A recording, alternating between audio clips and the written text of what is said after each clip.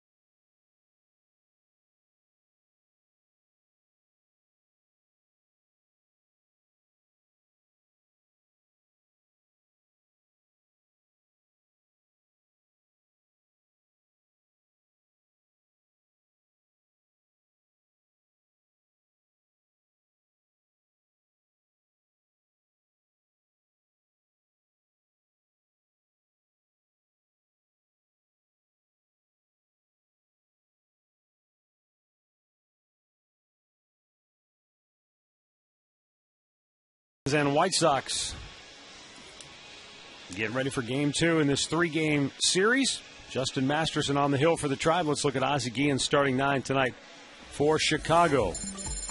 Juan Pierre leading it off, followed by Omar Vizquel. Then Alex Rios bats third. Paul Konerko having a big year against the Tribe in the cleanup spot. Then Carlos Quinton, A.J. Przinsky. Mark Kotze will DH. Alexei Ramirez hitting eighth. And Mark Teahan in the lineup tonight batting ninth. Justin Masterson is brought to you by the Indians Team Shops, where you get 2 free tickets for any home game when you spend $50. Justin making his 27th start, looking for his 6th win. Coming off a win against the Oakland A's, where he went 6 innings, 5 hits, a couple of runs. The bullpen was able to hold it for him. They ended up winning that ball game 3-2. So Justin's going to try and go back-to-back for the first time this year.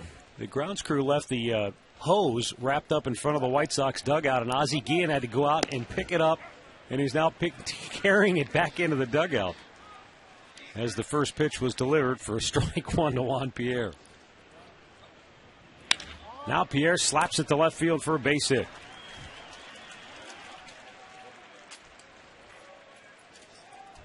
Let's check out the Tribe defense behind Masterson this evening. It looks like this. In left field, it's Duncan, Brantley, and Chu.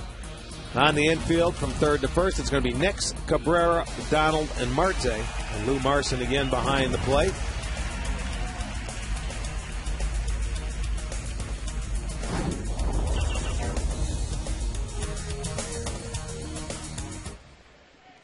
Here is Omar Vizquel with a toss to first.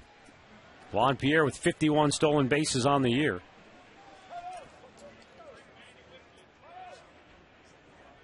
Well, this is a White Sox team that have stolen 123 bases. That's second in the league to Tampa. But they have been caught 63 times, which is the most in the league. Of course, Pierre got thrown out last night stealing third base and really did some damage to an inning when Paul Konerko was hitting. Yeah, he kind of took him out of an inning there that they could have blown the game open early. As it was, they still had a 5-zip early lead, but the Indians were able to rally back into the ballgame.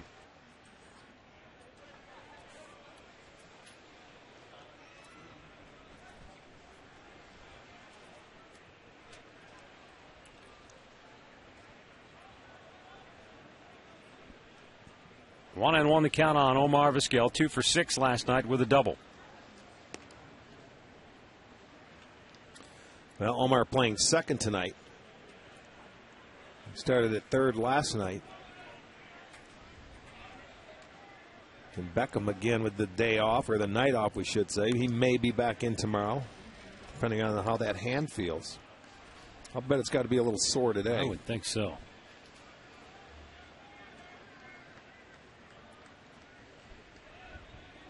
There he is, got it bandaged up. Well, the good news, no damage, no breaks. Up high with it, 2-1.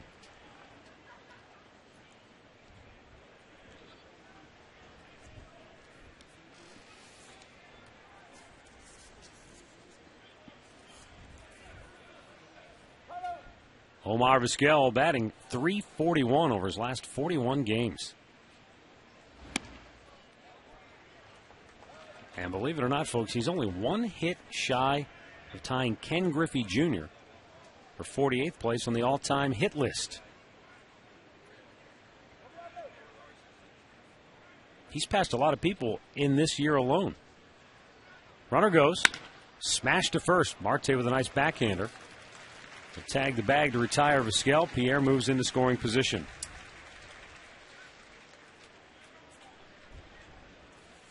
The umpires tonight, Mike DeMuro behind the plate. Tim Welke, the crew chief, is at first. Jim Reynolds at second. Bill Welke down at third.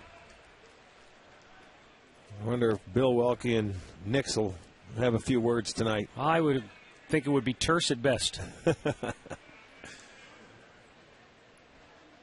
Here is Alex Rios, his third career 5-hit game last night. Looks at a first pitch strike.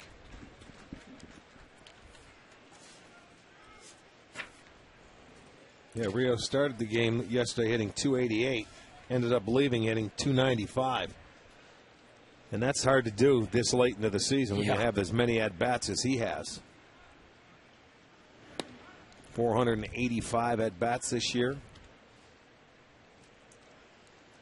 Well, and he's been healthy this year. A career-high 120th game started here tonight for Alex Rios. Well, he's got 25 doubles, 3 triples, 19 homers.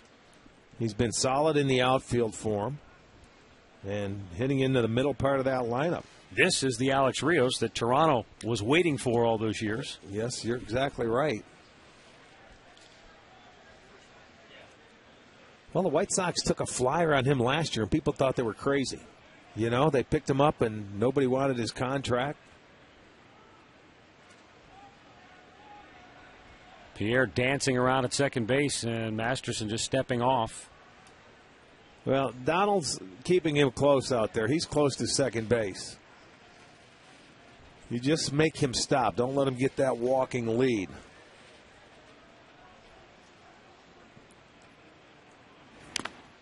You've got your RBI guys up there anyway. No reason to steal. He's in scoring position.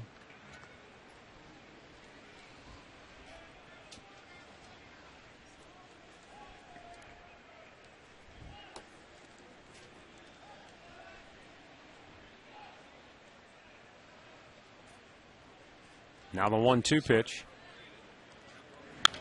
And it's fouled back out of play. The White Sox begin the night 4 games in back of front-running Minnesota in the American League Central Division. Chicago has struggled here lately. They had an incredible run where they went 26-5 that included a 13-2 mark in interleague play.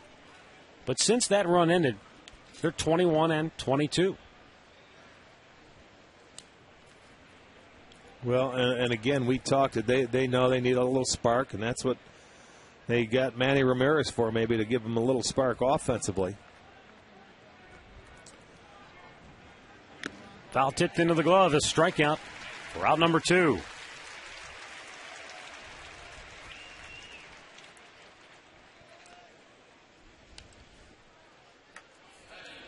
Get a look at our achievement of the game, brought to you by PNC Bank, for the achiever in us all. Paul Konerko has done a lot of achieving in a White Sox uniform, and his 32 home runs this year are his 6th season of 30 or more.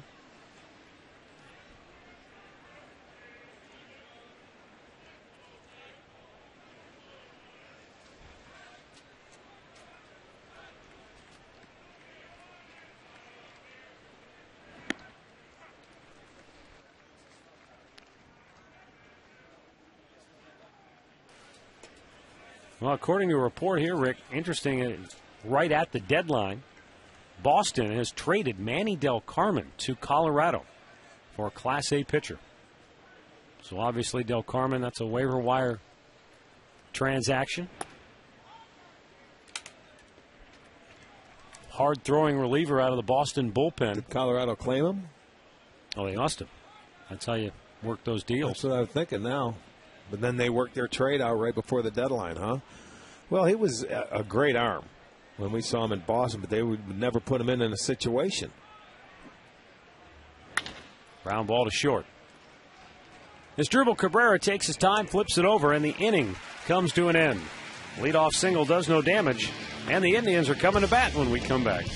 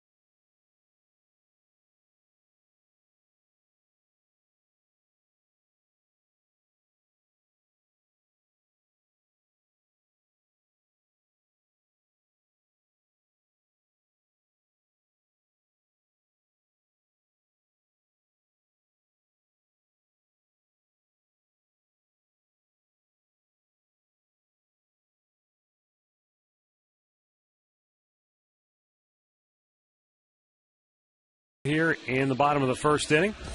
Maniac, the starting lineup, presented by Progressive Insurance, proud to be the official auto insurance provider of the Cleveland Indians. Michael Brantley has Drupal Cabrera and Shin-Soo Choo at the top. Travis Hafner, off a 4-hit performance last night, hits cleanup. Jason Nick, Shelley Duncan, Andy Marte, Jason Donald, and Lou Marson. 26-year-old Edwin Jackson making his 5th start for the White Sox is 2-0, a couple of no decisions, but an ERA of under 1.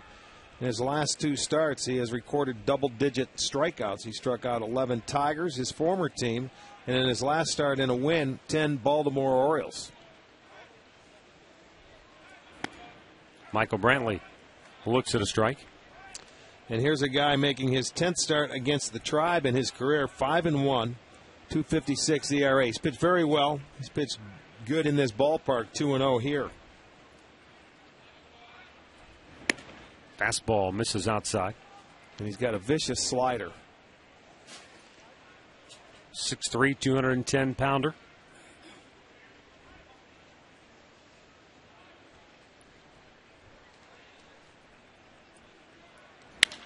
There's a drive toward right center field.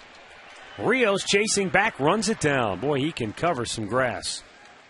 Well, that ball had enough hang time. He was able to run under it. Let's check out the White Sox defense. Pierre, Rios, and Quinton in the outfield. Tian gets a start at third tonight. Ramirez, Vizquel, and Konerko on the infield. Brzezinski behind the plate.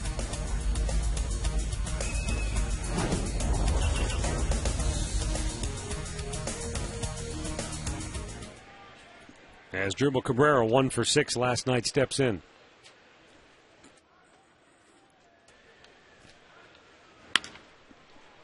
Smashed foul. You know, for a guy who has a heck of an arm and has the kind of potential he has, no hitter earlier in the year, he's bouncing around an awful lot for a former 6th-round pick back in 01. Started with the Dodgers right before going to Tampa.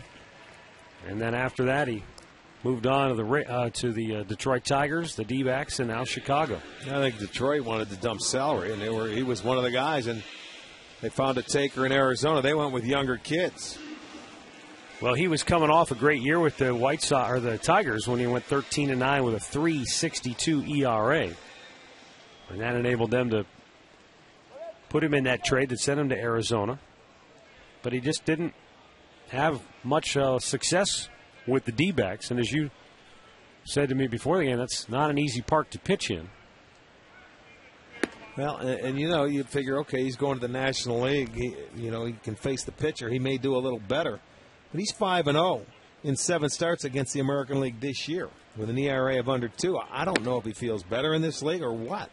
Maybe there's a comfort factor since he's pitched in the American League his whole career other than earlier this season. Right. Well, I shouldn't say. He did pitch with the Dodgers briefly in the National League early in his career. But the bulk of his work has been in the AL. Right. I mean, and you might be right with a comfort zone, but you're facing the designated hitter. That's that one extra hitter, and usually that makes a difference sometimes to pitchers. But that Diamondback team, not a very good team over there, and he was going to be one of the main guys behind Herron, who was over there. Yeah. Brandon Webb, who was hurt, he had surgery. He wasn't going to pitch. He would have been a nice addition, would have fit in nicely, you would think, on a trio like that.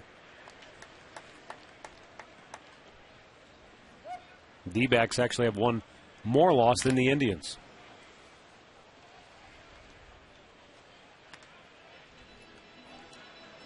They beat San Diego last night, and the Padres have now dropped 5 in a row. But San Francisco continues to stub their toe, and they can't make up much ground. They're still 5 off the pace in the NL West. The 2-2 to Choo.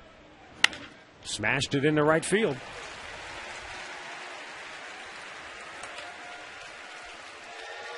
Choo's second hit of the series, and a 2-out base runner for Travis Hafner. There's that little slider. He gives them some swinging room. Sometimes he'd like to throw that down and into the lefties, and they swing over the top. But Choo got a little swinging room, and will get the Indians' first hit.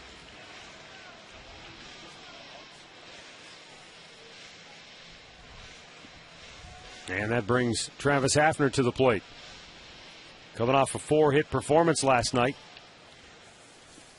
3 doubles for Pronk.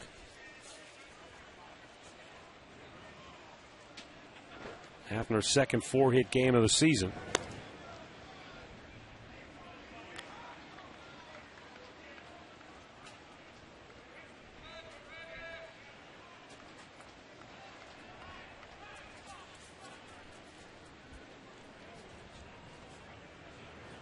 Chu needs a little time to repair his belt buckle.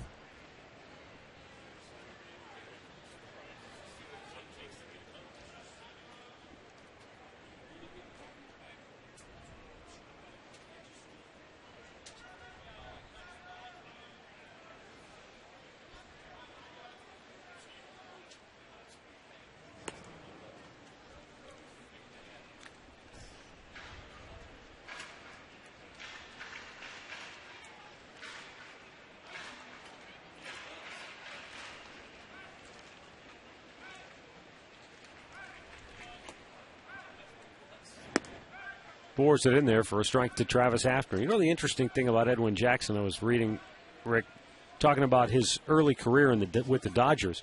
When they originally drafted him, he was a center fielder in high school. And he didn't even become a full-time pitcher until the second spring training of his professional career. So they were still thinking of him as maybe an outfielder. Huh. Well, he's developed into a good one. Fouled out of play. Where in turn, that guy that's over on first base, Shin-Soo Choo, came as a pitcher to the camp for the Mariners, and they made him an outfielder. He thought he was going to be a pitcher. And it's worked out for him. A guy that went out to the outfield that has an outstanding arm. When he wasn't pitching in the rookie-level Gulf Coast League back in 01, they let him DH. Why not? Now, you see, that would be fun. High fastball, Hafner wouldn't bite. Said he only pitched 26 innings the whole time he was in high school. But as you pointed out, obviously they saw that arm. Yeah.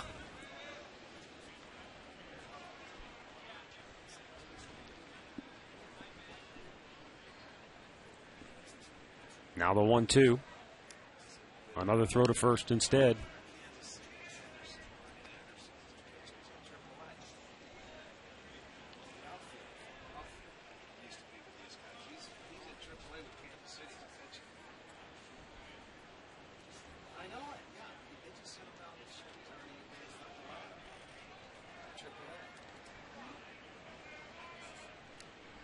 And the 1-2 pitch to Hafner is fouled right back to the screen.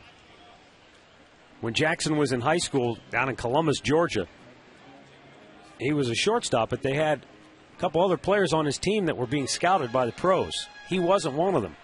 And then they put him in center field. And in a game, he threw a ball from center field to home plate without an assist on the fly. Then he threw a guy out at third, and the next game there were a bunch of scouts there looking at him. Word travels fast, doesn't it?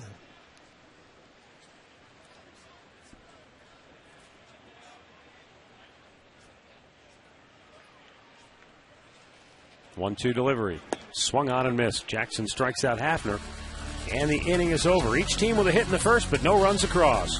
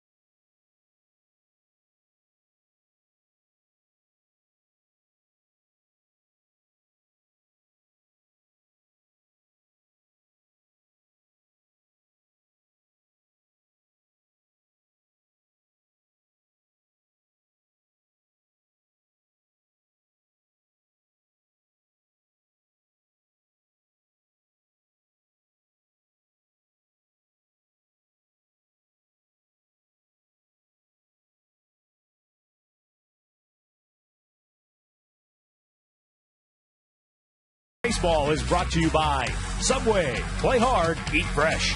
By Continental Airlines. Work hard, fly right. And by your Northern Ohio Toyota dealers. Second inning here at Progressive Field. Carlos Quentin, A.J. Pierzynski, and Mark Kotze for the White Sox. Masterson's pitch is fouled back. Quentin was 1 for 5 last night.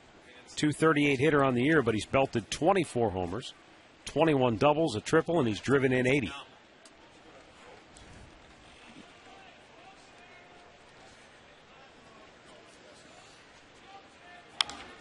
And a bouncer foul wide of third. This is Masterson's 4th start against the White Sox, and he's 1-1. But you think he would match up well because it's predominantly a right-handed, power-laden lineup. Mm-hmm. You know, when you're going through the middle part, you got Rios, Konerko, and this guy Quentin.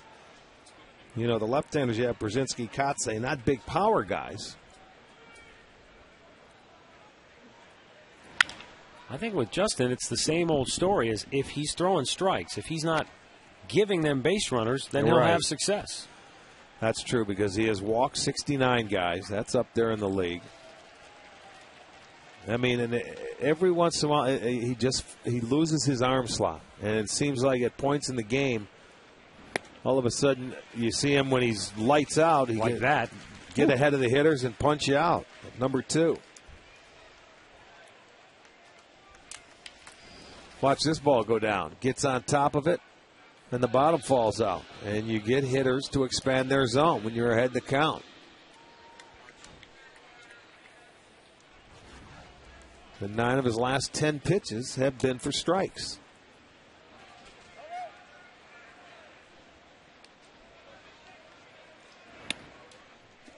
A.J. Pierzynski was 2 for 6 last night.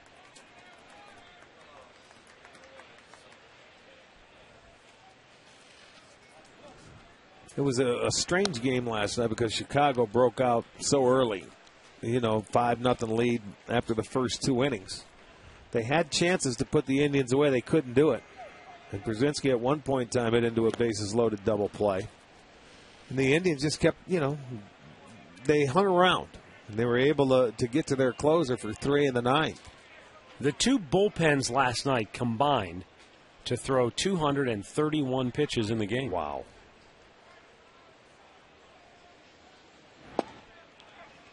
And you're talking about the starters. Well, while Talbot struggled, he still managed to go 5 innings, and Burley went 6. Yes. Now, it was an 11-inning game, but still, that was a ton of pitches thrown.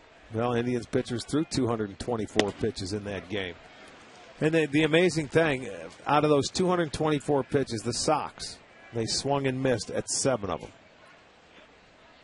That's hard to believe, isn't it? That's not a real good percentage if you're on the pitching side of that. Not a swing and miss. You're absolutely right. Well, 21 hits later. Bouncing ball. Donald closes the hole. Has time to set and throw. And that's out number 2.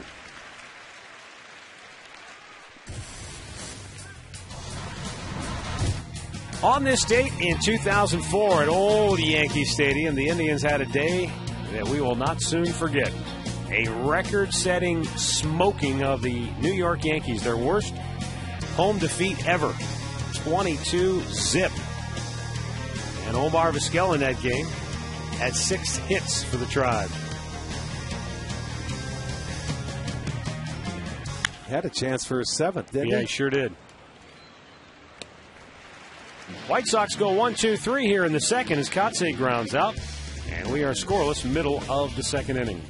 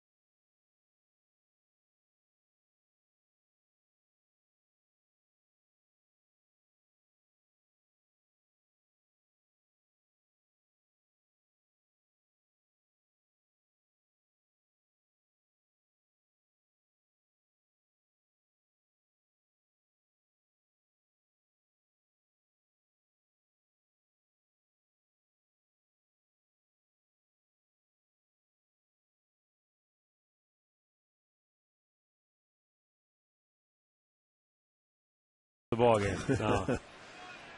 No score, bottom of the second inning. It'll be Jason Nix, Shelley Duncan, Andy Marte for the Tribe.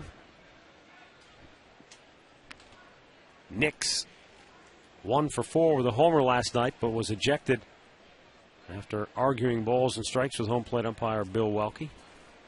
His first ejection in his career, by the way. Fastball strike. Here's our great clip of the game, brought to you by Great Clips. And he launched that ball, but it got the Indians on the board. Gave him a little spark, and they took off after that. That was their start.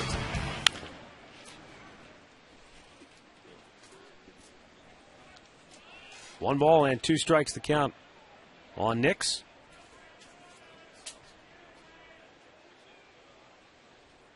Batting .304 over his last 6 games. And if you take it further, over the last 3 weeks, he's batted .299 with 5 homers and 11 driven in. There's a ball in the air, right field, over near the line. Quinton dropped the ball. It's a fair ball, but Nix had to stop because he was only about a quarter of the way around the bag. Now the ball gets by Alexei Ramirez, and Nix does get to second base thanks to the error. 2 errors probably on the play. We'll see how they score. You're right. That should be 2 errors. You're absolutely right. Nick should have been on second base. He wasn't hustling down the line. He had plenty of time. The play was in front. He anticipated Quinton catching this ball. Look at him. Okay, you pop up. Now, that's the embarrassing part. What's even more embarrassing is Quinton throws wildly or in between, and it looks like Ramirez just let that ball get by him. See, he's not on second. Well, he will. That'll be a double error. Both on Quinton.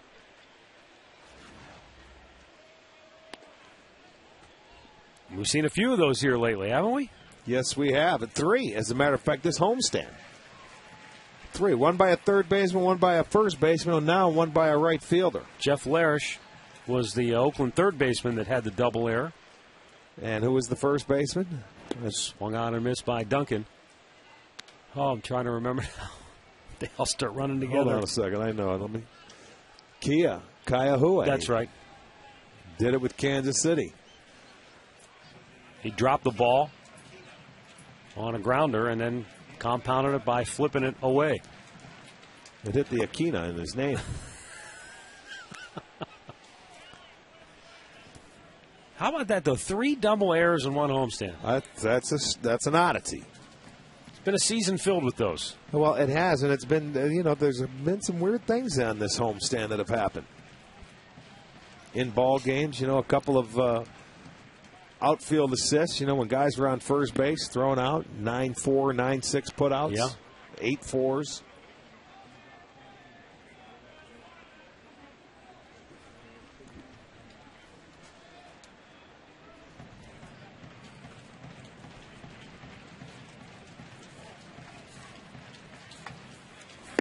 Swung on and missed. And Duncan is the second strikeout victim of Edwin Jackson, 1 down. That's a tough slider to right-handers. Time now for the AT&T trivia question. Prior to Omar Vizquel on this day in 2004, who was the last Indian with 6 hits in a 9-inning game? Well, I've got to guess. Chris James, maybe? No, I already know it. No? Slam dunk. George Horta? I remember when he did it, but I thought maybe James in that crazy game against Oakland when he had all the He had ribbies. 9 RBIs in a game. He didn't have the 6 hits there, though, huh? You're going with your man, George Horta. I've got to. Jorge. Swung on and missed. Marte chasing that slider.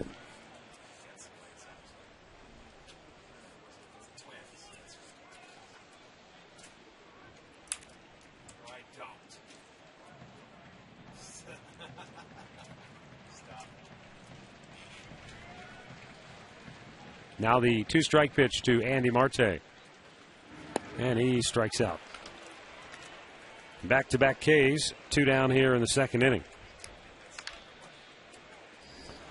I knew the right-handers were going to have problems. This guy has an electric slider, but it's tough to pick up. It goes straight down. Not always for a strike, but awfully tough to lay off. And then he'll change the eye level, too. He can throw at 95 up about the letters, and you see it, and you can't catch up to that. Swing and a miss. As a matter of fact, I told you earlier when giving his numbers was the first time that he went back-to-back double-digit strikeout. That's the first time in his career he's done that.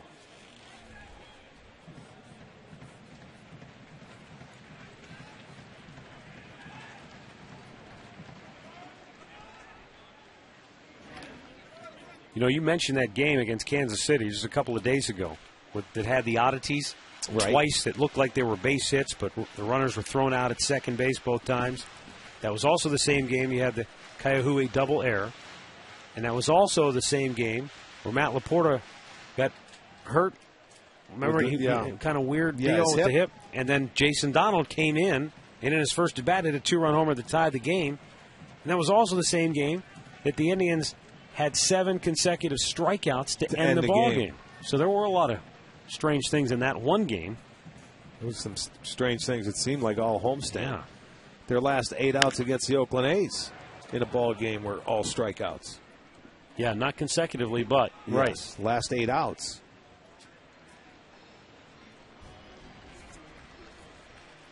Was that this homestand too? Yes, it was. It was against Oakland. Let me look back here. Because Yep. That's when the guy came in, was throwing 101. Hernandez. It was broken up. It would have been consecutively, but it was broken up by 1 base hit by Shin-Soo Choo. Yeah. Tell you what, if we started making a list of all the things all season long. No, we can't. Don't.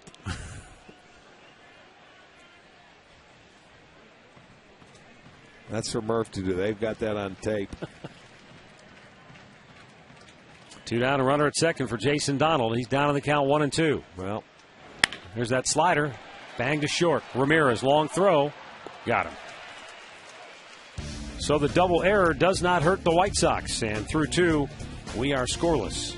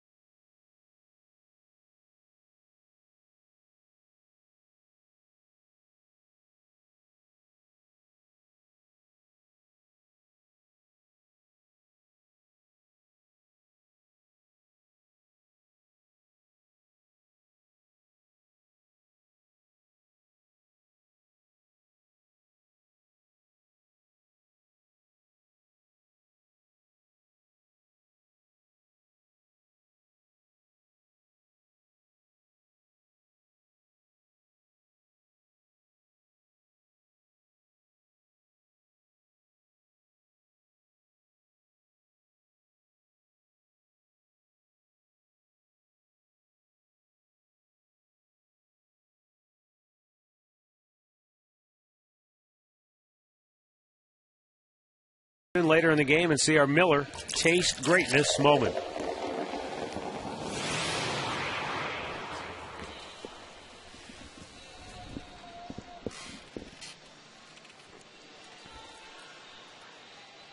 No score as we move now to the 3rd inning. Alexei Ramirez, Mark Teahan, and Juan Pierre.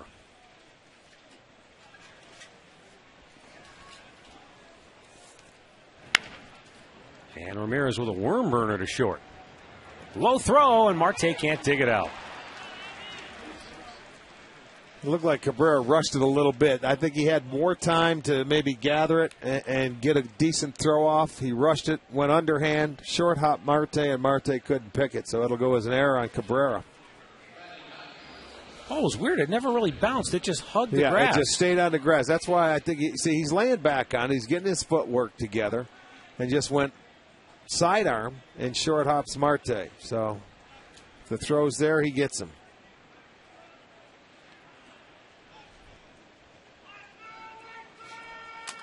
Mark Teahen in the lineup tonight for the White Sox, batting in the 9-hole. And Cabrera had a string of, 33 consecutive games without an error up until a couple of days ago. And now, you see, they come in bunches, too.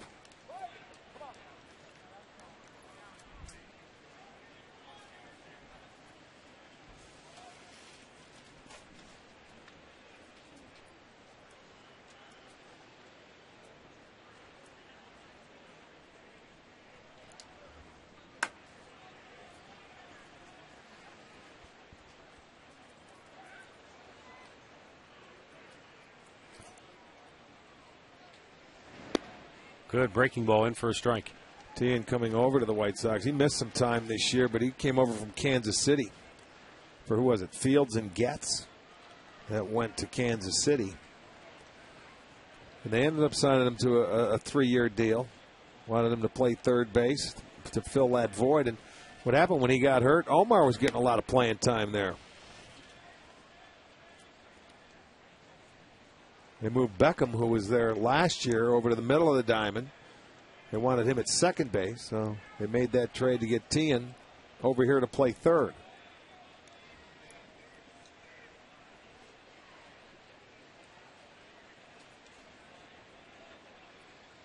Masterson's 2-1 is down and in. 3 balls and a strike, and it gets away. And down to second base goes Ramirez.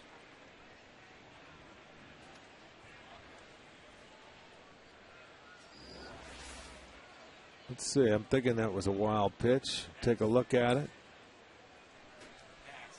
Pass ball is the rule. Well, they give him a pass ball, but that's a tough. His ball moves so much that that's a tough call. But anyway, the guy gets to second base with nobody out because Masterson, his ball moves. He has 11 wild pitches on the year. Indians had the same opportunity in the bottom of the second. Could not take advantage of it.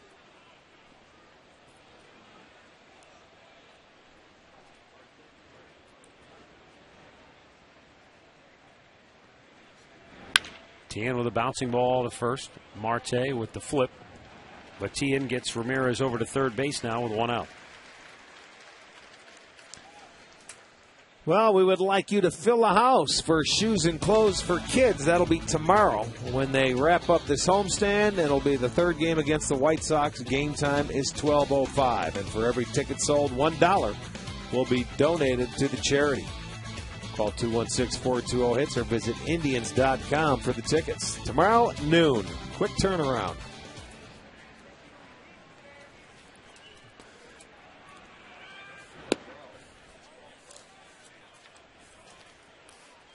Juan Pierre with a slap hit to left his first time up. Indians bring the infield in. Cut of the grass around the horn. Checked his swing. No, he went too far.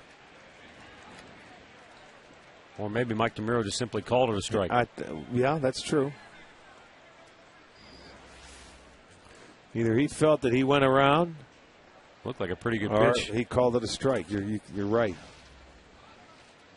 And the 1-1.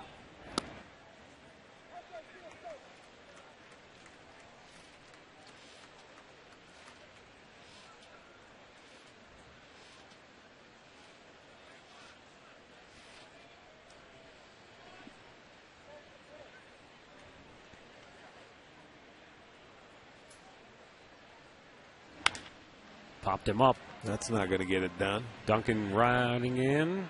Makes the grab and foul ground. And there are 2 away here in the third.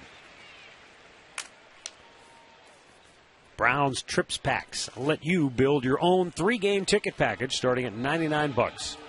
And right now you can register to win a Trips Pack for you and 3 of your friends on the Browns page at STOHD.com. Or you can visit ClevelandBrowns.com and purchase your own Trips Pack. Nice hand for Omar Vizquel as he climbs in with a runner at third and 2 down.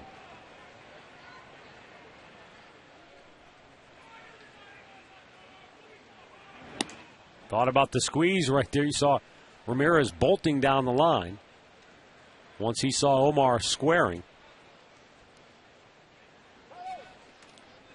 That's just an element of surprise play right there. You know, when you're a base runner and you have this guy hitting, you're always aware that he will do anything, whether it's 2 outs or not.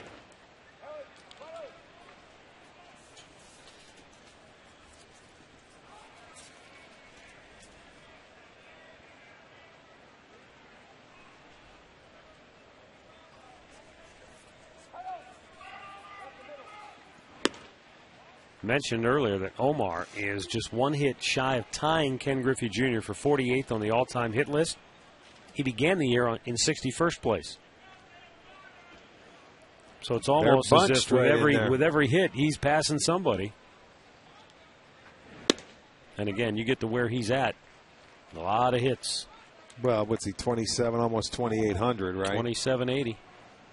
And we'll doubt if he'll get to 3,000. But, you know, with this guy, you never doubt him because he's 43 years old, still playing productively.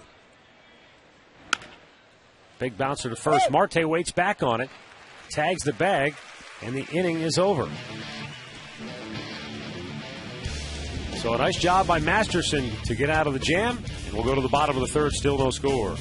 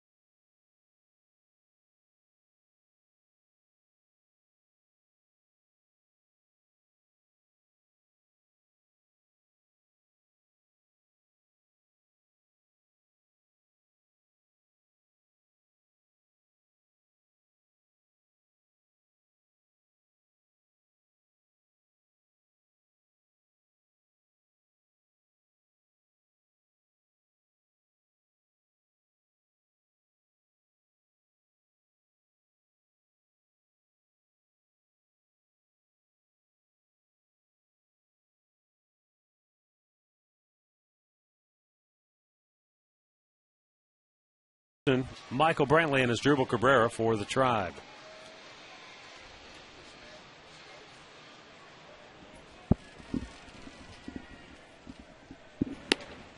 Marson taking all the way, looks at a fastball for a strike. 94 miles an hour from Edwin Jackson. He has struck out 3. He's allowed 1 hit. That's hammered to right field. And it's over the head of Carlos Quentin. Marson on his way to second base, and he'll go in sliding with a double. So for the second inning in a row, the Indians get their leadoff man at second base. Well, that ball had a little carry to it. That fooled Quentin in right field. That ball kept going, and he hit a fastball, and he stayed on it nicely. See, that ball came back out over the plate. Lou put a good swing on it. Quentin going laterally, and then all of it, the last minute, realized he had to go back and just couldn't get there because the ball was hit too hard. So for Lou Marson, that'll be double number 10 and a good start. Now, you know, you figure it's going to be a low-scoring game, and you got to execute. Get him over, get him in. Well, here's Michael Brantley, who flied to center his first time up. And he takes the first pitch strike.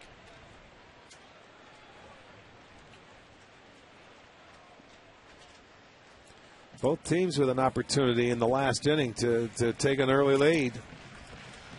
They were not able to capitalize.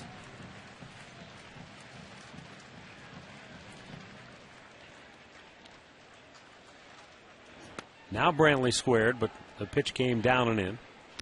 And I was thinking to myself as he came to the plate, a lot of times managers don't like to sacrifice early in the game and to give up outs. But I think with a team like this that struggles to score runs at times, why not get on the board or at least give yourself a chance to get on the board first? Well, as a player, you've got to take it into your mindset where my job is to move him over. And if I don't feel I can pull this guy, then I will bunt him over. And that's what Brantley's doing, which is fine with me. He's been ahead of all the hitters. Edwin Jackson, 6 out of the 9 hitters he has faced, 0-2 or 1-2. So, even when you get ahead in the count, you figure you may get a fastball here. That doesn't necessarily hold true. Your job, get him to third base.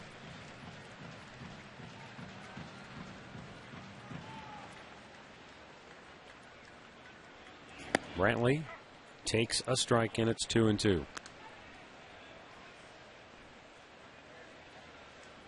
Well, now he's got to swing it to try to move him over.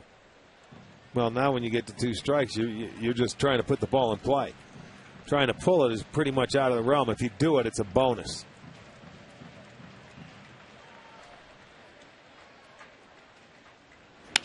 He does pull it. Gets him over to third as Konerko will go to the bag himself for out number 1.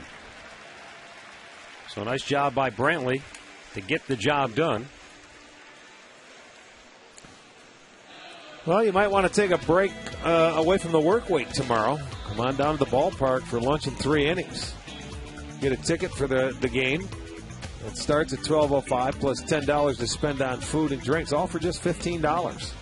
That'll be tomorrow, wrapping up this homestand. Only 2 left. 2 homestands left in the 2010 season.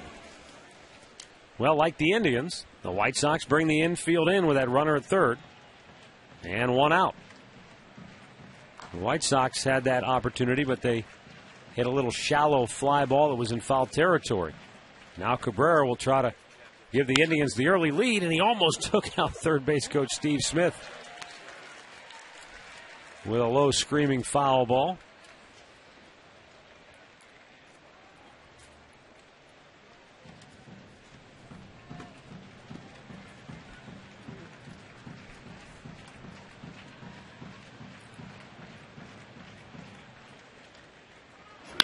And a ground ball to first won't get it done. 2 away. That'll bring up Shin-Soo Choo.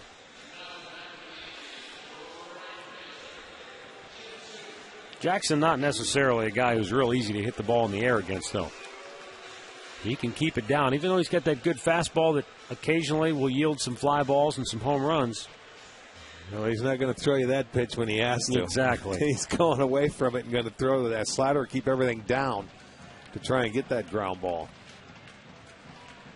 Chu got a base hit on a slider his first at bat, but it was out over the plate. That one, you see, he's starting to dial in with that breaking ball.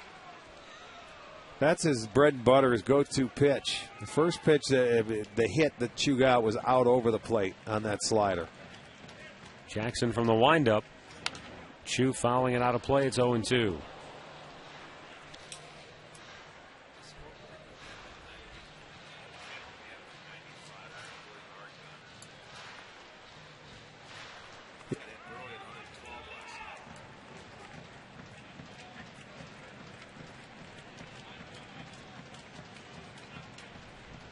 The 0-2.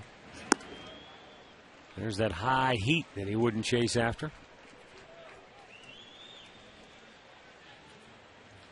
Maybe change his eye level. Come back to that slider where he started him out with is where I think they may want to go. Got him. 4th strikeout for Edwin Jackson, and the Indians let an opportunity slip by yet again. Through 3, no score.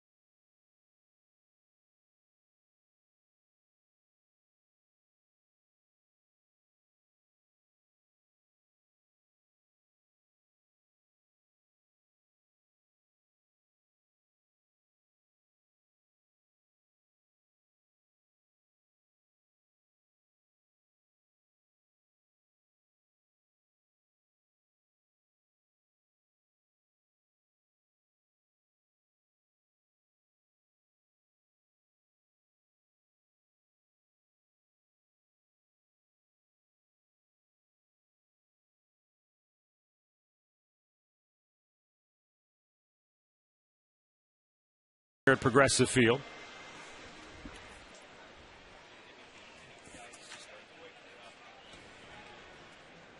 Alex Rios, Paul Konerko, Carlos Quentin. Heart of the order for the White Sox. Lazy fly to right. Chu broke back on it. Came in to make the catch. One away. Let's get a look at our Subway Fresh Face of the Game, brought to you by Subway. Play hard, eat fresh. Vinny Pastano has converted his last 9 save opportunities. And over his last 22 games, an .077 ERA. Very impressive for the right-hander. Wonder if we'll get a chance to see him in September. We will see Carlos Carrasco tomorrow. He'll make the start for the Indians in the series finale. It will not be televised here in Cleveland. So tune in to our good buddy Tom Hamilton on the radio for the action tomorrow, as Carlos Carrasco will make his season debut for the big league club.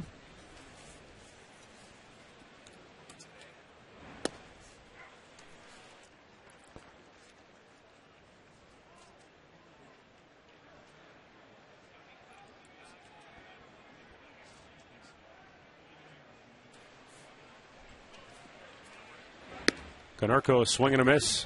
And Justin Masterson, just like that, 2 quick outs here in the 4th against the number 3 and 4 hitters in this White Sox lineup. Well, that's what you like, the big man to have a couple of innings. If he could do that, a couple of innings where you have maybe an 8 to 10 pitch inning,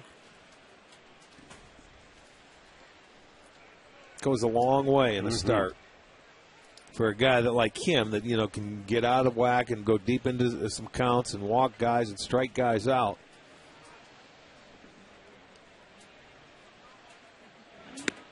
Tell you what else is impressive so far tonight. Granted, it's only been 2. But the White Sox have had 2 base runners tonight.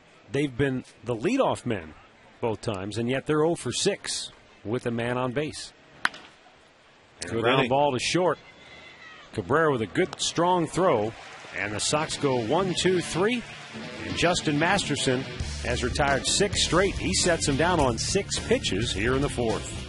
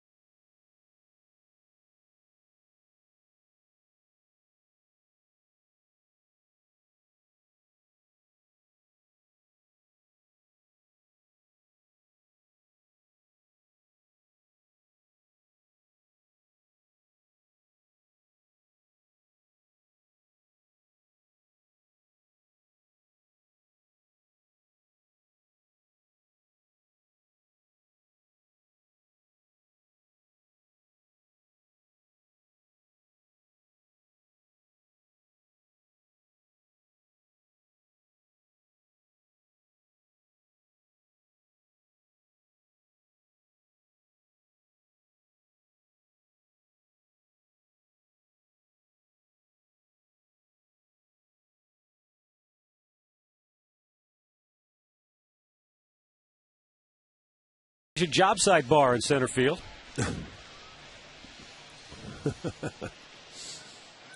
Well, had a chance for a win last night until the bullpen gave it away. Yeah. Indians with a terrific comeback, but it fell short last night in extra innings. Travis Hafner struck out his first time up. Heart of the order here for the Tribe: Hafner, Nix, and Duncan, 4, 5, and 6.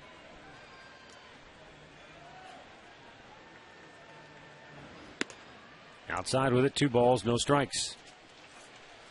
Well, I feel like I've given you enough time on this. Oh, what are you talking about? Manny Ramirez in uniform tonight for Chicago, although not in the lineup. He is available, according to Ozzie Guillen, to pinch hit if necessary. Hafner with a smoke job to deep right field, and Quinton caught that in self-defense at the last moment. Ball was really hammered hard. Okay, how many did you say? Manny Ramirez is now the 7th member of the 1995 Cleveland Indians to don the Chicago White Sox uniform. So you want me to name the other 6? Yeah. Let's go with Albert Bell. Yes. Sandy Alomar. Yes. Jim Thome. Yes. Tony Pena. No. Hold on a second. Tony Pena did play for the White Sox, too. After Cleveland? Well, you better check your I list. might have to go back and look. I might be one. I might have missed one. Okay, you're asking me a question. I'm just giving you answers, and then you're hosing me, man. Come on. Let me think. It might be 8 then. Nix with a fly ball to center. Rios makes the grab. 2 down. Okay, Tony Pena makes it 8 then. Okay. Yep, he did in 97. Play a handful of games with the Sox. Hey, as Rick thinks more on this, let's remind you that every time the Indians homer this year, we raise money for the Gathering Place. Great Clips donates $50 per homer. Rick and I are each making a donation ourselves as well. Over $6,000 raised so far this year. Log on to touchedbycancer.org to learn more about the Gathering Place or to make a donation yourself. Okay, so we've got Manny. Okay. Tony Pena. Right. Omar. Jim Thome. Sandy Alomar. Did Kenny Hill, pitcher, did he play with the White Sox after he left? I don't believe so. We better check that list. That was one I did not. How about Herb Perry? That's the one I didn't think you'd get. Yep. Well, the 2 most obvious ones I'm surprised you haven't rattled off yet. Swing and a miss by Duncan.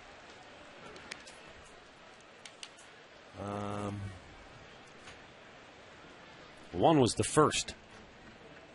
The first former 95. Didn't I say Albert? Oh, you did say Albert? Okay. I sure did. Okay. And then you're missing only one. You can't hear me, and plus you're banging me for guys that are on the list. My goodness. Better check Kenny Hill, too. I'm going to look it up right now.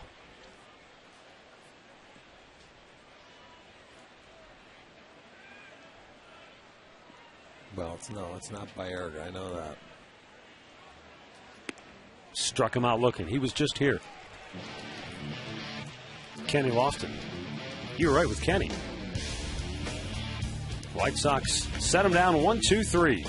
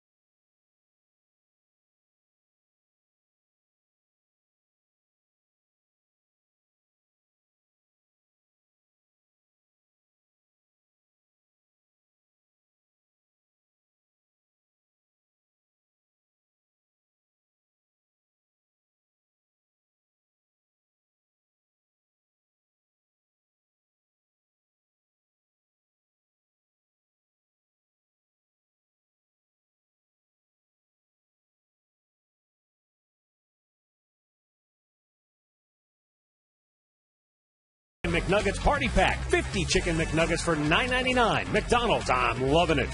By KeyBank. Stop in and start a conversation and unlock your possibilities. And by Panini's. Now open in Chagrin Falls, Solon, and Brunswick. Visit PaninisGrill.com. AJ Pierzynski leads off the 5th inning for Chicago as we continue to learn of more Indians. From that 95 team that played for the White Sox. Isn't that amazing, though, how many guys off that team have gone on to play for the Chicago White Sox? Pierzynski grounds out for out number 1 here in the 5th. Let's go back to Al so we can look up some more of these guys for an in-game update. Al, name us some White Sox, will you? Jim told me, but I think you guys already said that one. All right, let's go to St. Petersburg, Toronto, and Tampa Bay. Tampa in first place in the East, and the only run so far, the solo shot by John McDonald, his 5th of the year. It's 1-0 Toronto, 5th inning in Florida. Back to you. Up high to Mark Kotze.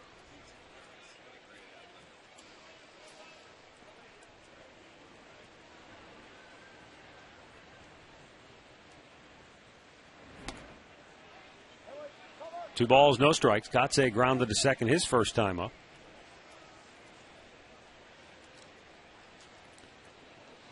So what's that make it? It makes it about 10 guys then. If you had 6, 9 or 10. 7, 8, 9, 10. Well, that list of 6 went to 10. 7. I had 7. Well, Manny, that's right. That's a lot of guys.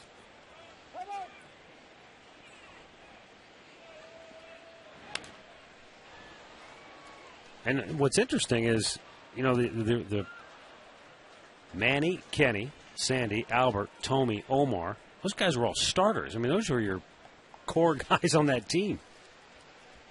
Of course, Herbert Perry was a role player who came up from AAA that year. Tony Pena was obviously the backup to Sandy. Alan Embry was he a rookie in 95? Oh, he was in 94. 95. No, he's been around a long time. He was in the early 90s. He came up when. Remember, he had the arm surgery. He had the Tommy John early in his career. And I mean, it seems like he just left the game. There's a fly ball, shallow center. Michael Brantley is there to make the catch. 2 away. Well, let's send along a birthday wish, David Perota from Brook Park, turning 80 today. David, happy birthday to you.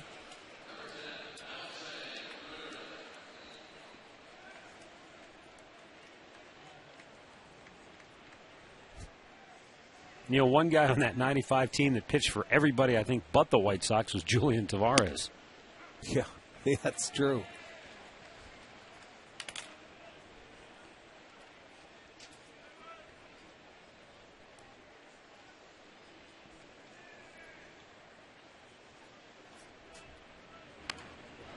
Popped up to the mound.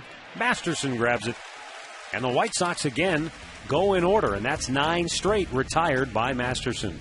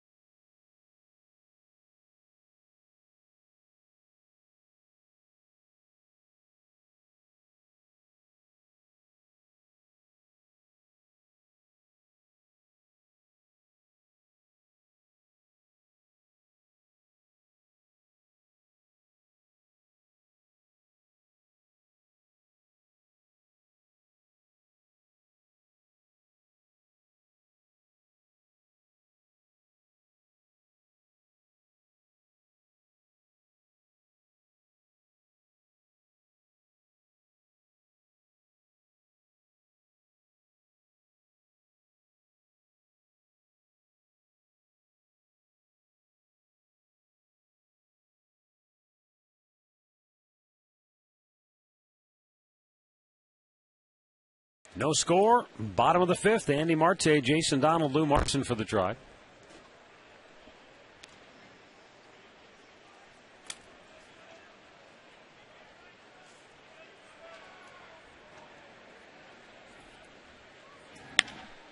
And a routine bouncer to third for Mark Teahan.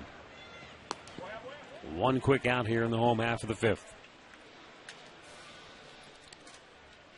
Here's tonight's GMC five-star league leaders, brought to you by the GMC Sierra. Never send a truck to do a Sierra's job. In the month of August, nobody better in ERA than Edwin Jackson, and that number's even gone down to 0.84, I think, so far tonight. Well, a guy in second place, we will face him on Sunday out in Seattle. We faced him here, and yeah, and he just didn't look like he had it that day. Well, he up until that seventh inning, man, yeah, they got him. He shut him out for six.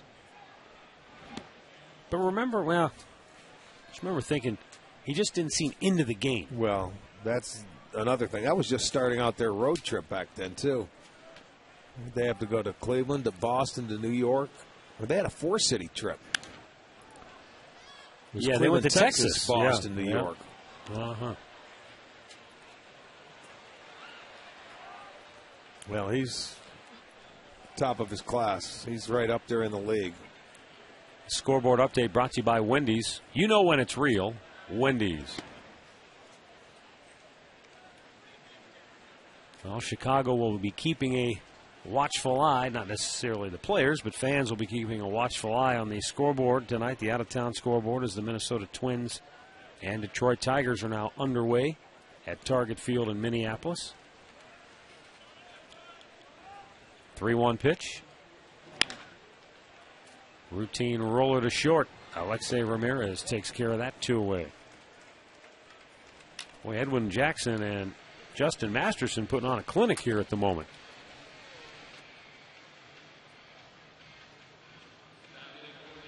Masterson has set down 9 in a row. And Jackson has retired 8 straight. This is the last guy to get him, Lou Marson, who doubled over the head of right fielder Carlos Quentin back in the third.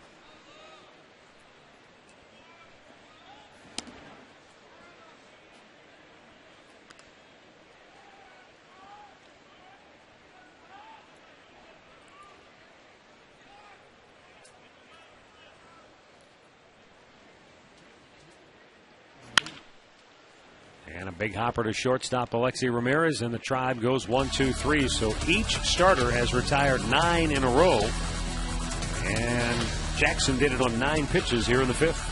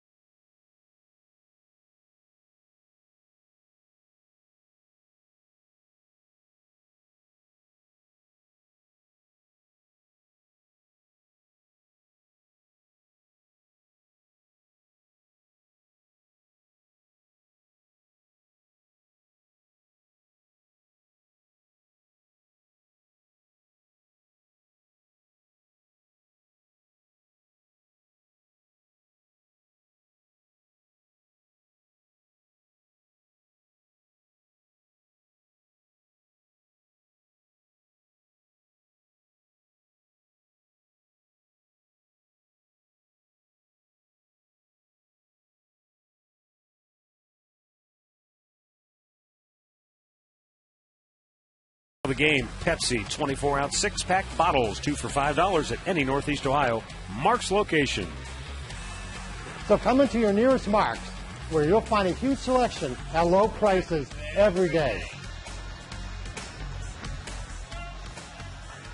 We've got a scoreless pitchers duel tonight. Going to the 6th inning, both Justin Masterson and Edwin Jackson are really locked in.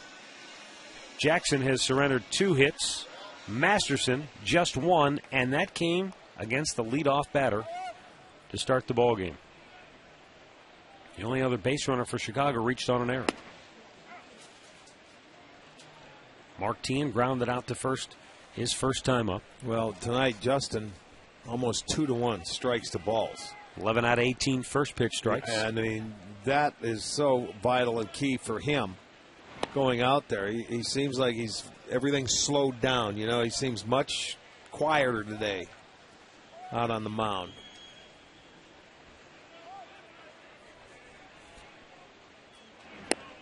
He's had 8 ground ball outs, which is always good for him. Well, he has the best ratio in the league, ground ball to fly ball ratio. Over 3 ground balls per fly ball. For who? Horatio.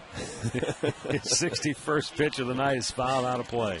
You can tell we've been at home for too long. The boys in the second row are on us. The boys in the second row need us to go out of town. Yes, they do. We will oblige. And the 2-2.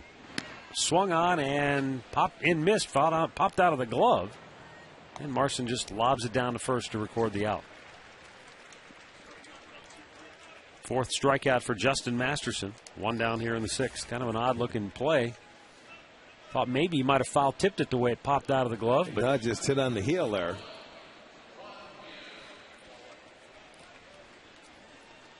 Here's Juan Pierre, who has the only hit of the game, and it was just a little slap opposite field hit.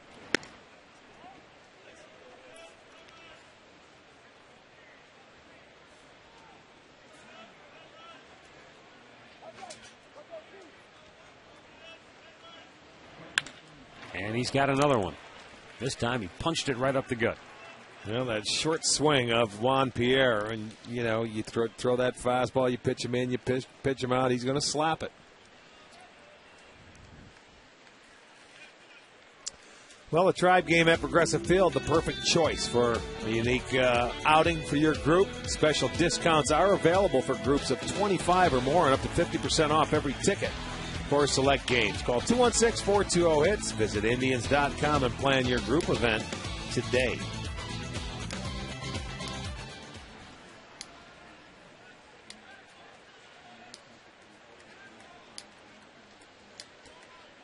Okay, so he was on in the first inning and never attempted a steal. He did take off on a 3-1 count that Omar grounded out to first. So he's had a look at the move of Justin.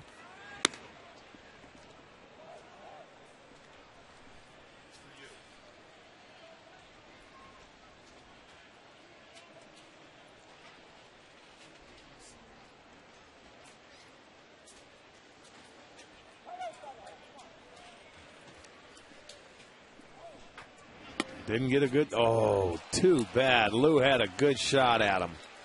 He didn't get a good jump, and in the transfer, he just dropped the ball. Because Lou can throw, and I think he would have had him. He was cocked, ready to fire, and the ball just came out in the transfer. So give him a stolen base. It was a good pitch. Just dropped it, that's all. Fouled off by Vizquel. 52 steals for Juan Pierre, who can still pick him up and put him down with the best of them.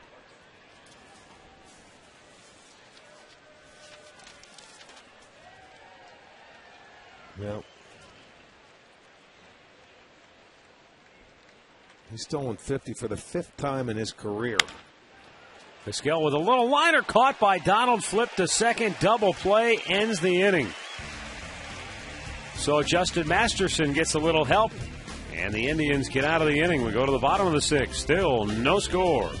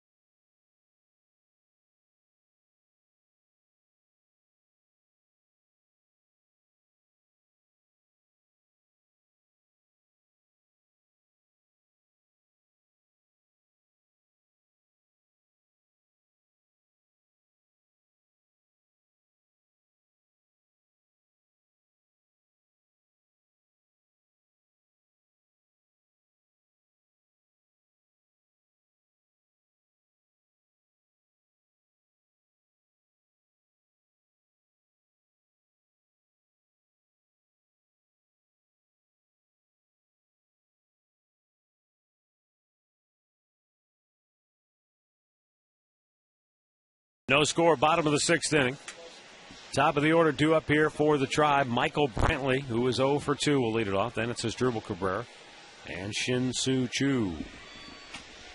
Edwin Jackson tonight for Chicago has thrown 65 pitches. And how about this? 45 have been for strikes.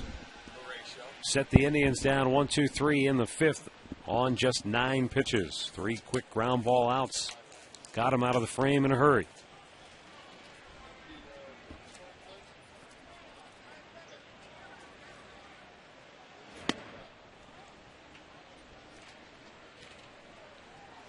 Detroit has jumped on top of Minnesota early in their matchup tonight in Minneapolis. 2-zip Tigers. Chance for them to play spoiler as well. You know, they were fighting so in the first half, neck and neck with the Twins.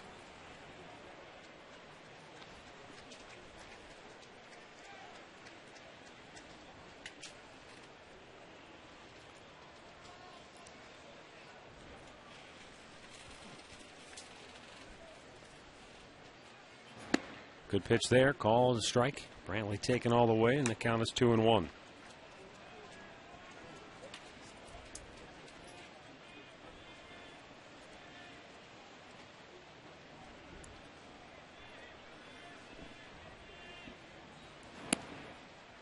Three balls and a strike. Jackson has not walked a batter yet. He has struck out 5. Gave up a 2-out single to Choo in the first and a leadoff double to Marson in the 3rd.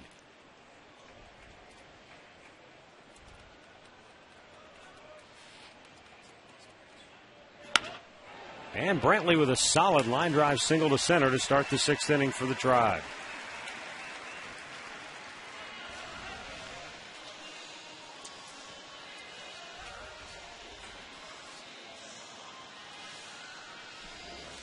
Well, you get the count in your favor, and when the guy's throwing like he is, you sit on a 3-1 fastball, and Michael does a good job getting on top of it. See him throw it upstairs and just stay on top of it and hit it into center field.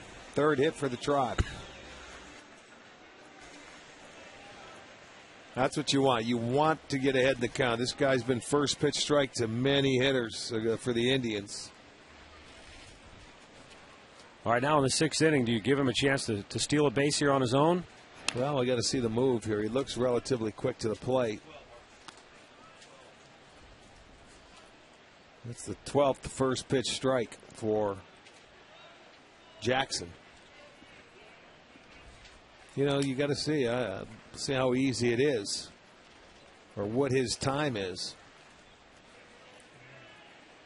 He looks a little better than average just from that first release. Yeah, he's probably just a little bit below average. You're going to have to get a good jump if you want to steal it.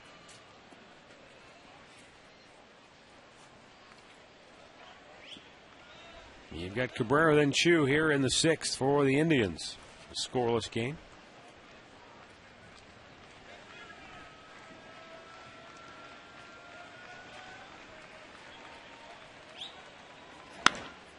Fly ball to center field. 1 away.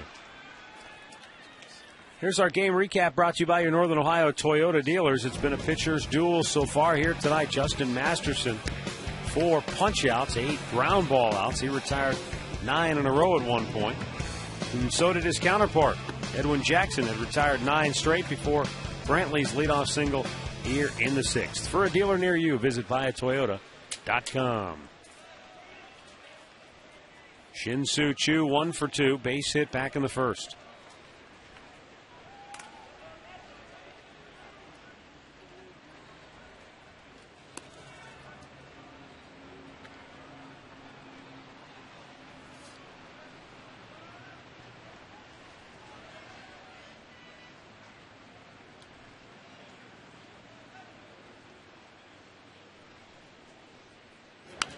Choo shoots it out of play.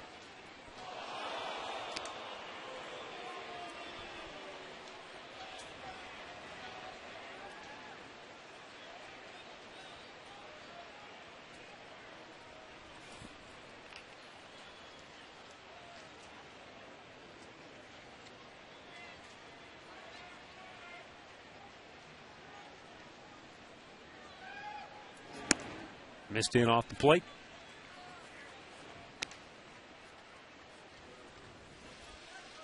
This guy, when he throws his fastball, he makes sure he goes inside or he goes upstairs. He hasn't left any middle of the plate, except that 3-1 that Michael Brantley took advantage of.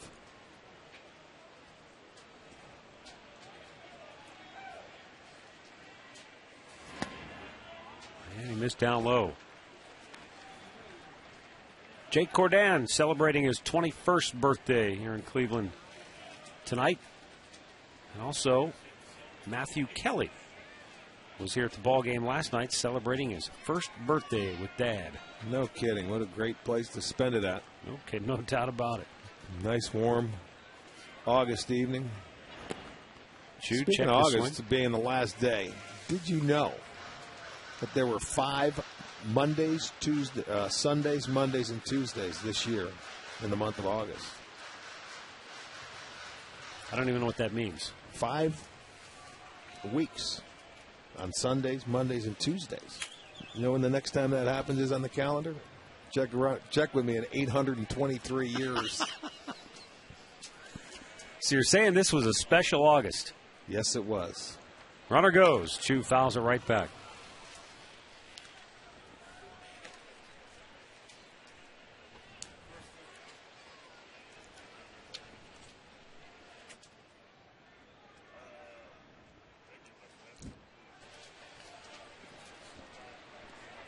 $823 years. The next time we'll have 5 Mondays, Tuesdays, and Wednesdays in the month of August.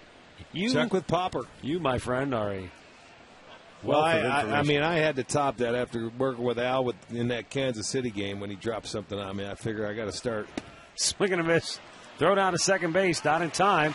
And Brantley got hung up with Ramirez. No interference called. And Michael will stay right there at second. It looked like he wanted to make a move toward third, but he was tangled up.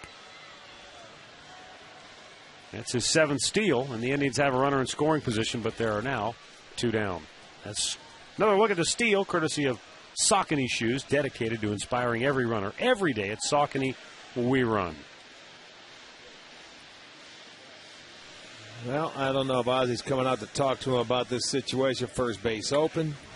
You've got Hafner hitting with Nix on deck. How are you, man?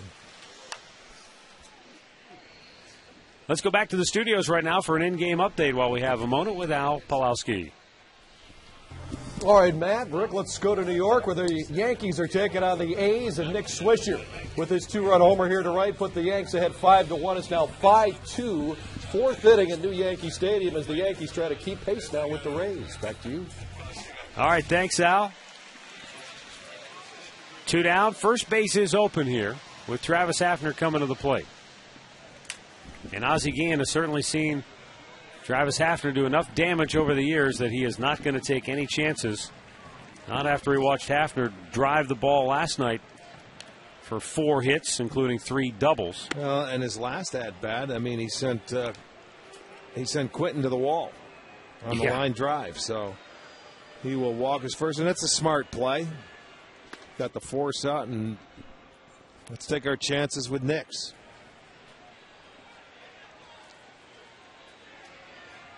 Ozzie Guillen's ball club fighting for their playoff lives as we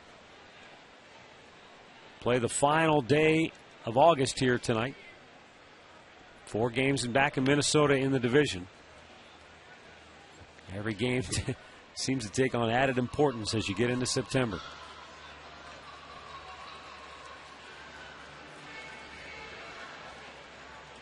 That's the great thing about baseball, though. You can have a great victory, a hard-fought win, and everything goes right, and yet there's no time to celebrate because you got to come right back out the next day. You can't have any missteps along the way. I know it. Well, there's a chance for Jason Nix to do some damage to his former team. Nix homered last night in the ballgame. He reached on an error in the 2nd inning.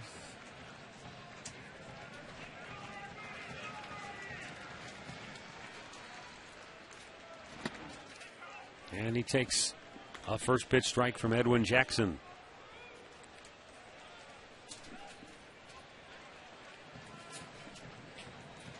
It's the only time tonight the Indians have had 2 men on base in the same inning.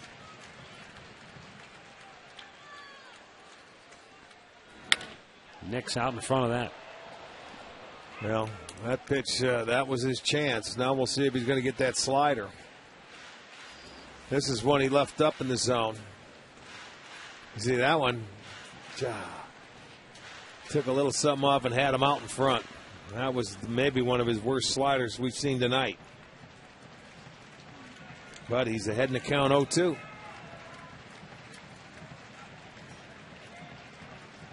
2 on and 2 out on the 0-2 pitch.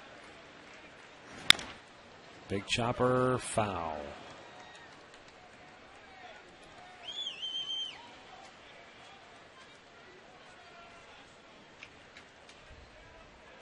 Baltimore out in front of Boston tonight, 3-2. They're in the 5th in Baltimore.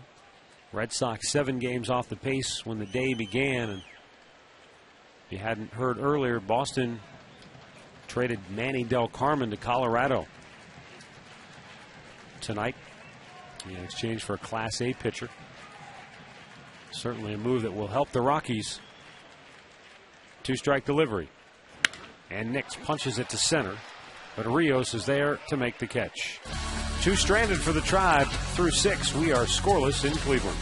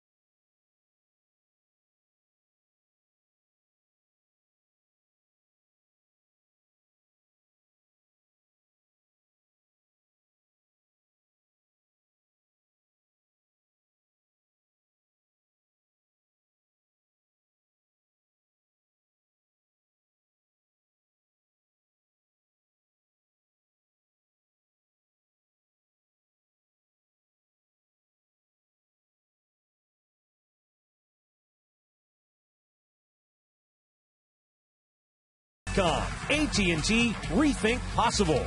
Buy the Sierra from GMC. Never send a truck to do a Sierra's job. And by Wendy's. You know when it's real. Wendy's. All right, we're going now to the 7th inning.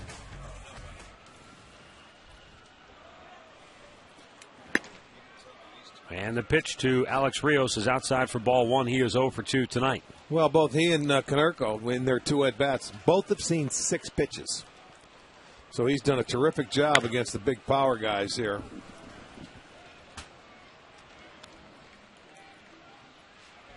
By the way, just as you rained on my parade with my trivia question early.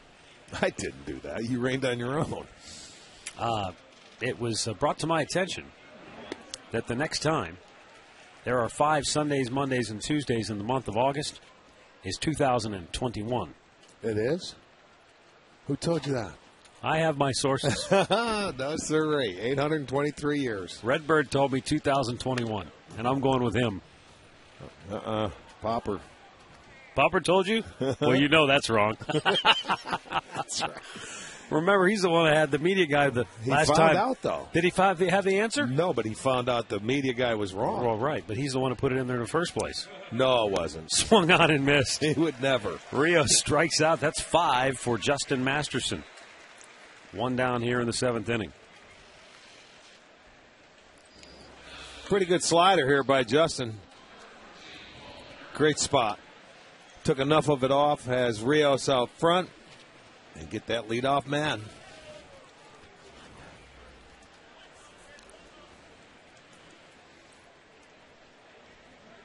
Justin Masterson, 68 pitches through 6 innings. Last night, the Indians had 112 pitches thrown through 6. What a difference. That one, though, is driven to the gap. This is extra bases for Paul Konerko. Even as slow as he is, he can roll into second base with a 1-out double. Well, he made the adjustment trying to stay inside the baseball. He's been swinging it very well lately. And his approach gets him into scoring position. Watch him go inside the baseball. Justin left a fastball, a little sinker that pretty much stayed down, but let Konerko extend. 26 double for Paul Konerko. And Carlos Quentin 0 for 2 steps in. He's hitting 12 straight now.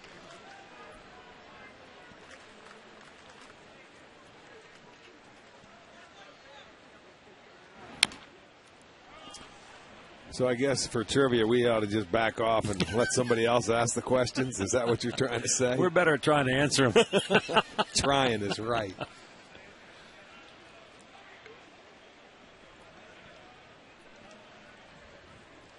Quentin 1 for 7 in the series. The only reason why Redbird would know, he's probably checking where the Cardinals are playing now.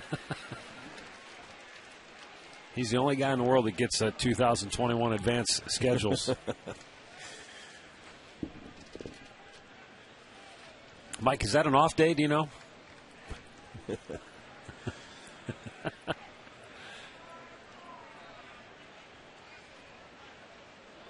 Now the 0-2. Straight back it goes.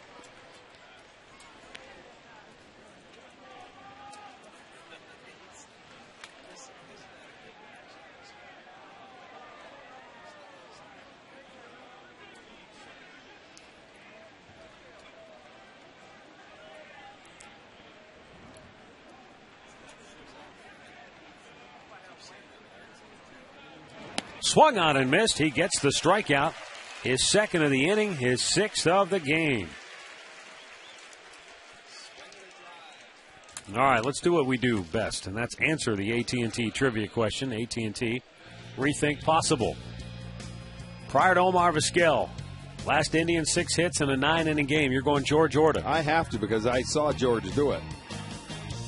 You are correct, sir. Now, if anybody did it after him, I would have been wrong. But, yeah, I remember George doing that against Minnesota. George, who played for the White Sox, came up with the White Sox. Quick wrists.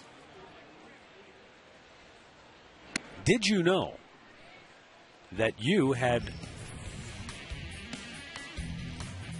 6 hits in the 9 inning? Okay, Orta, Jim Fridley, Bruce Campbell, George Burns, the comedian.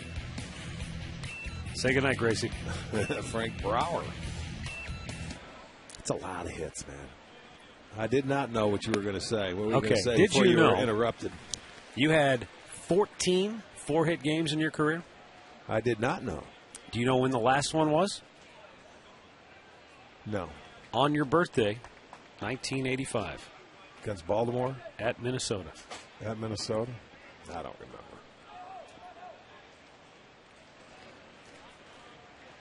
It's not bad. 14 times?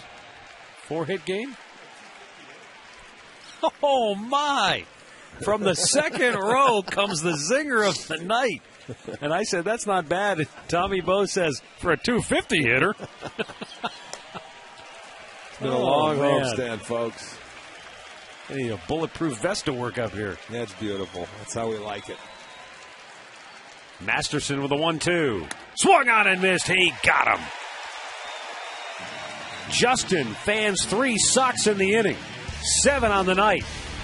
Brzezinski barking at Mike DeMuro, but we are still scoreless.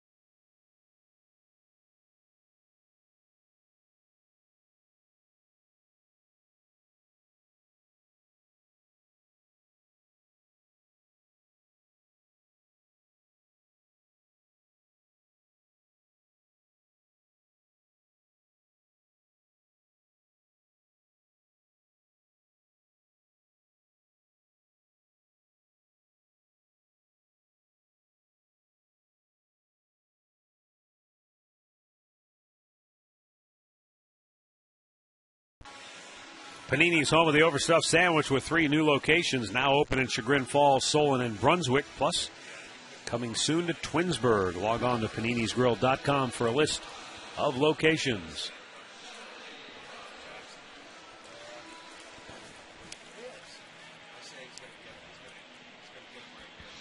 Bottom of the 7th inning here at Progressive Field. Shelley Duncan, Andy Marte, Jason Donald for the Tribe.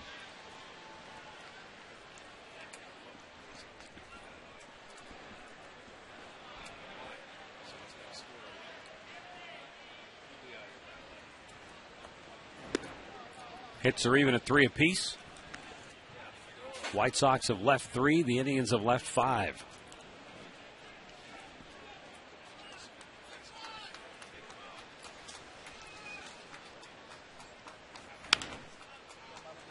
Bounces it foul.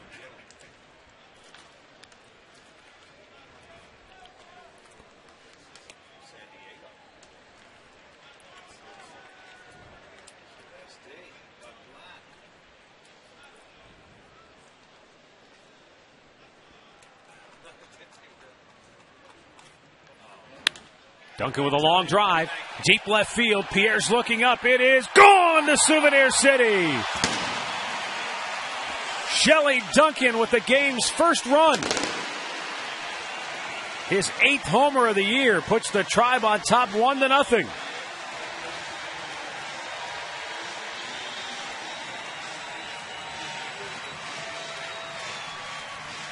I believe Shelley got a breaking ball here. This is going to be our McDonald's. I'm loving it. And it is. It's a slider that stayed middle of the plate. That one didn't go down, and Shelley Duncan hits it out. Gets his 8th home run, gives the Indians a 1-0 lead. Nice swing. Just another example in the long, storied history of hanging sliders and how far they go. Marte bangs one up the middle. Omar Vizquel with the backhander throws him out 1 away.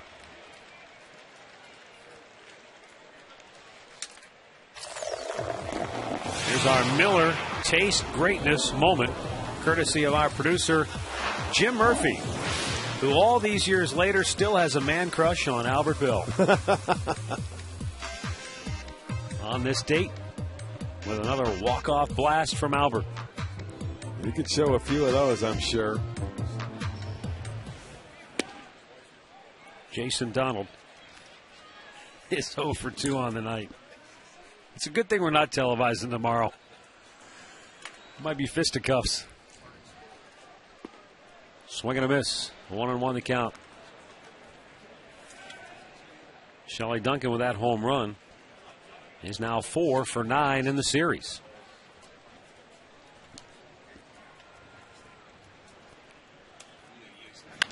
Fouled off the facing of the White Sox dugout.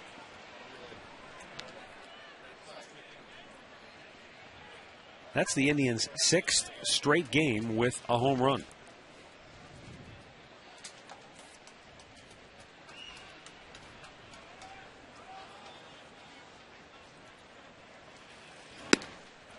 Donald goes down, and that's 7 strikeouts for Edwin Jackson. 2 down here in the 7th inning.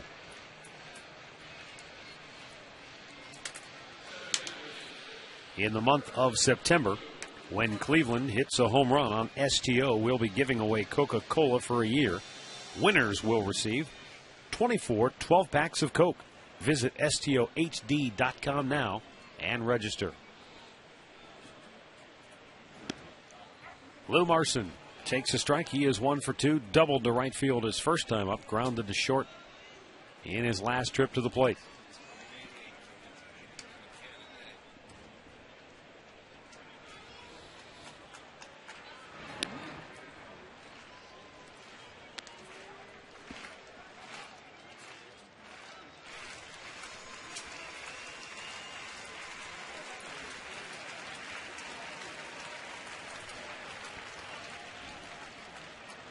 Like Jackson was bothered by a couple of bugs.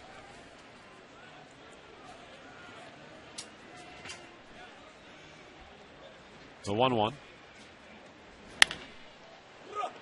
Nice short hop grab by Tien, and the inning is over. But the Duncan drive to the home run porch has the Tribe on top 1-0 as we go to the 8th.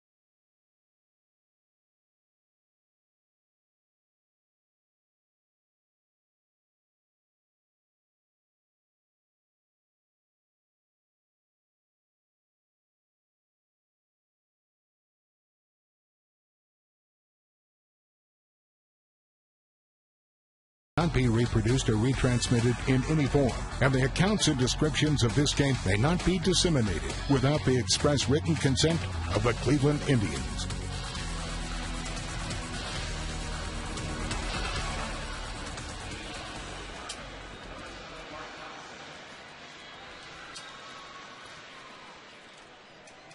Trevor Crowe takes over in left field now for Shelley Duncan, who gave the Indians their only run of the night with that home run.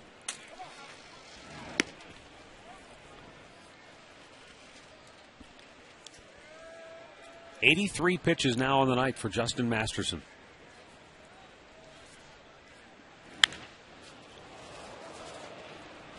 Well, the big inning right here. If he can get through this one. Rarely do you see, Justin have this many pitches this late in the game, but it has been a very good one for him.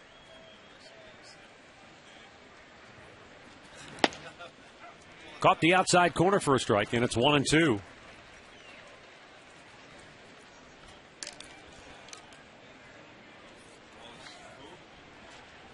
Kotze grounded to second in the second, and he flied to center his last time up. Trying to go left field here. Crowe won't get to it, and it's foul.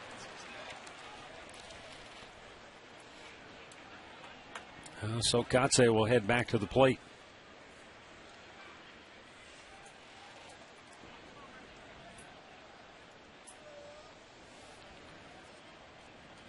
What a difference from last night, where the White Sox seemed to hit everything in sight.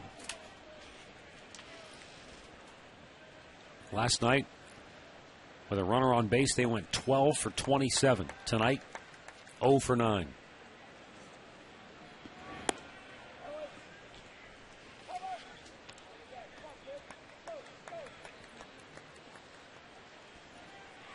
This is also another example of why they always say in baseball, momentum is next day's starting pitcher. Yeah, that is so true. Because even if a team is swinging the bats really well, if that pitcher goes out the next day and has his good stuff, locates and hits his spots, good chance he's going to neutralize him. Yes, he will. Good pitching will always stop hitting. And right now, this is a big out for Justin. Get that leadoff man. Just missed outside with it. Full count.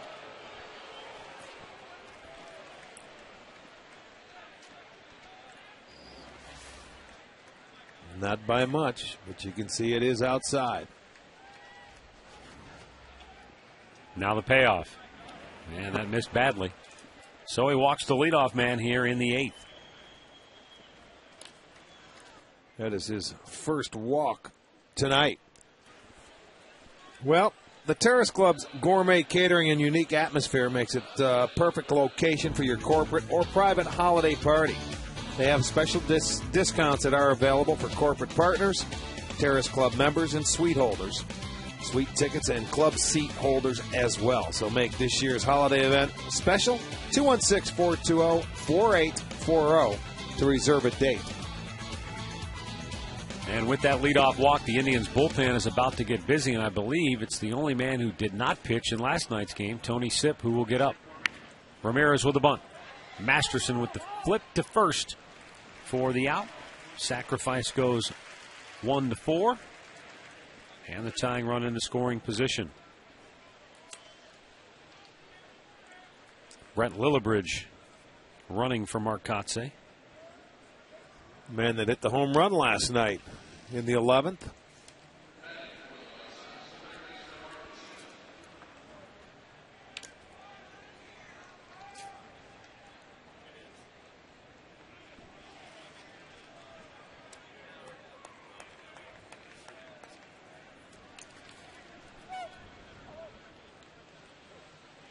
Way outside and almost to the backstop.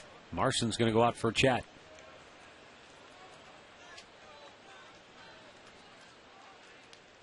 And it looks like the Indians have double barrel action. Joe Smith is also up and joining.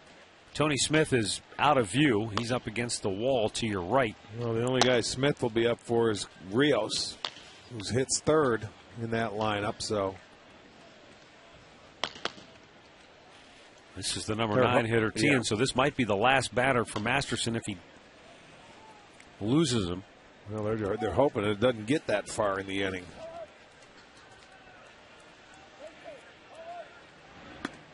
It's outside 2-0.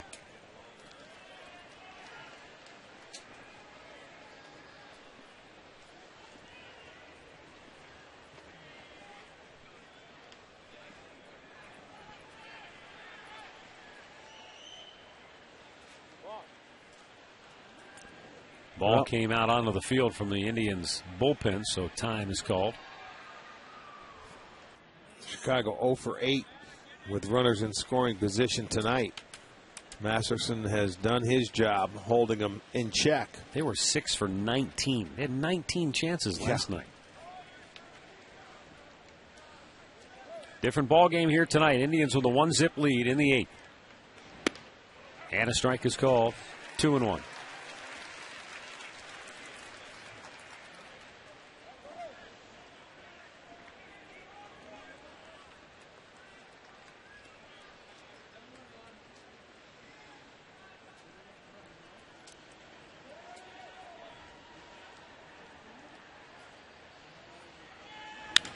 There's a fly ball going to drop, base hit.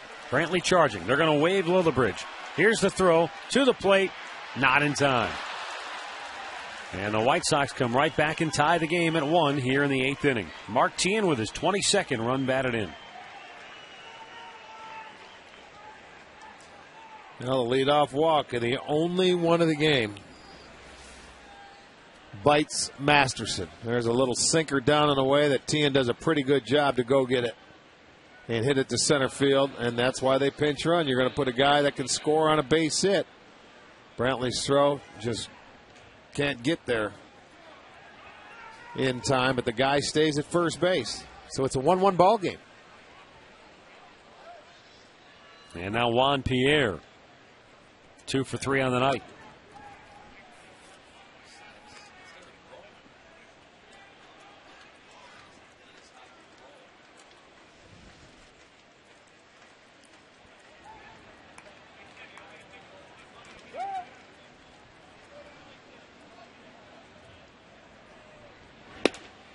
And Pierre looks at a strike.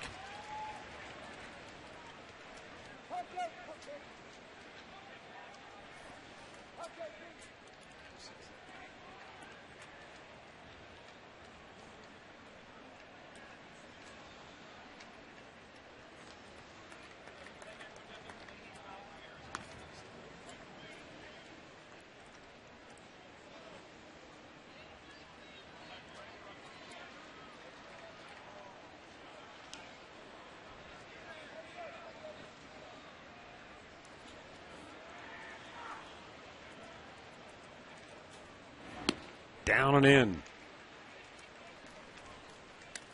1 ball, 1 strike.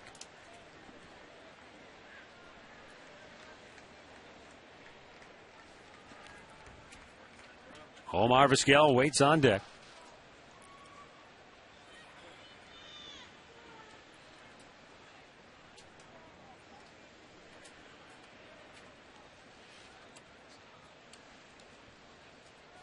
Runner goes. Pitch out. Masterson's throw, or Marston's throw, excuse me, they got him. Boy, Masterson's pitch almost went to the backstop. Marston did a great job to grab it and then collect himself and made a good throw to retire Tien for out number 2. Well, they guessed right on the 1-1 count, and you're right, that ball took off. Marston did a nice job of getting it, and he got the glove in there. Cabrera with a nice tag. Watch his spike lands right on the glove before it hits the bag. Awfully close for a pitch out, but they do get him. Another caught stealing. That is the 64th caught stealing for the White Sox, but that's a big one. Boy, Lou Marston really has done a terrific job of throwing out runners, handling himself behind the plate.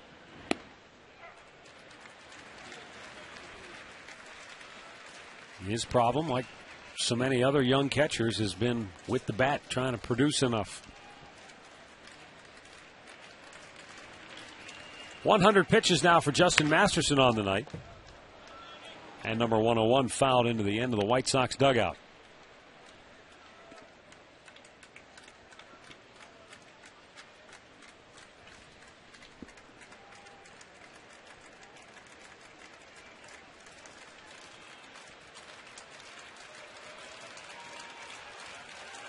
Now the 3-2. And Masterson walks Pierre with 2 down. Let's go back to the studios for this in-game update. Al has the latest on that Tigers-Twins battle in Minneapolis. All right, man. Well, so far it's been all Tigers. They got their first run here on this RBI single by Johnny Peralta. Scored 2 more. 3-0 Detroit. Third inning now at Target Field over the Twins. Back to you in Cleveland, Matt. All right, thanks, Al. That's going to be it for Justin Masterson. What a great game for Justin, man. That leadoff walk in this inning came back to bite him. But he was sharp tonight. 1-1 tie here in the 8th.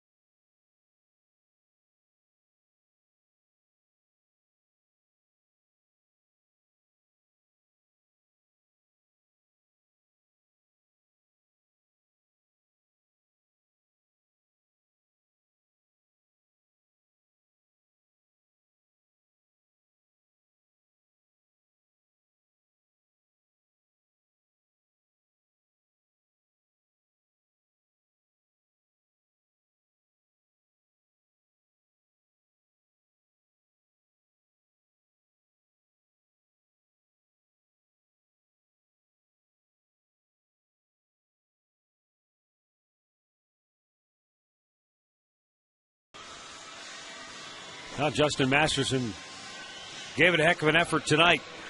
And as so often is the case, as well as you can pitch, 1 leadoff walk. Well, you know what? It did. He was great tonight, man. He did everything right. You know, Kotze lined the ball foul. He ended up walking and sacrificing. They get up, base hit. But let's get him out of this inning. And the worst he can do is a no decision. H.H. Gregg pitching change. Tony Sipp.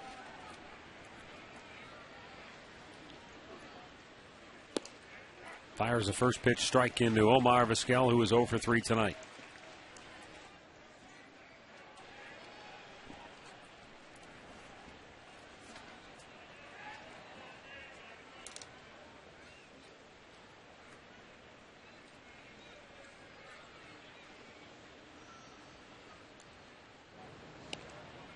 Juan Pierre able to get back. He did have a steal earlier, his 52nd of the year.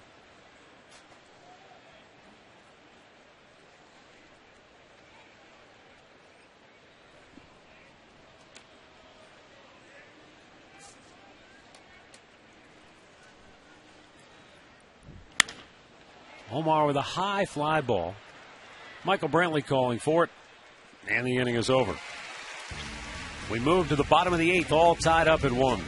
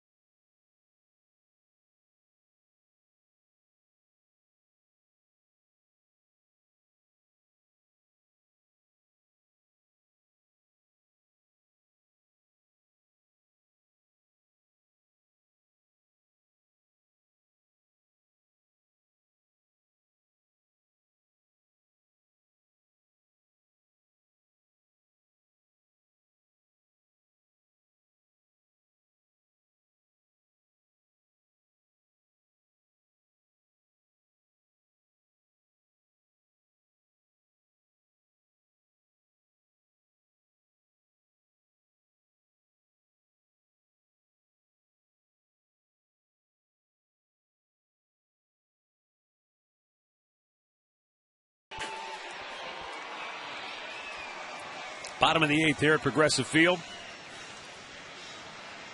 Tied up at 1. 6 scoreless innings tonight. Actually 6.5 scoreless innings before the Tribe broke on top with a Shelley Duncan solo homer in the bottom of the 7th. But the White Sox in the top of the 8th come right back to tie it. And now we'll see what the Indians can do here in the home half of the 8th. Edwin Jackson will start this inning with his 99th pitch of the night. And it's called a strike. Michael Brantley singled his last time up. Well, there's been a good pitcher's duel tonight between Masterson and Jackson.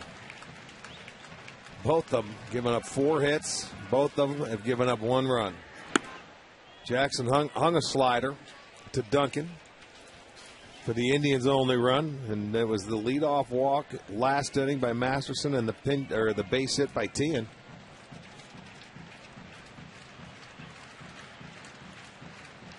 Now the 1-1. Hit on the ground, foul.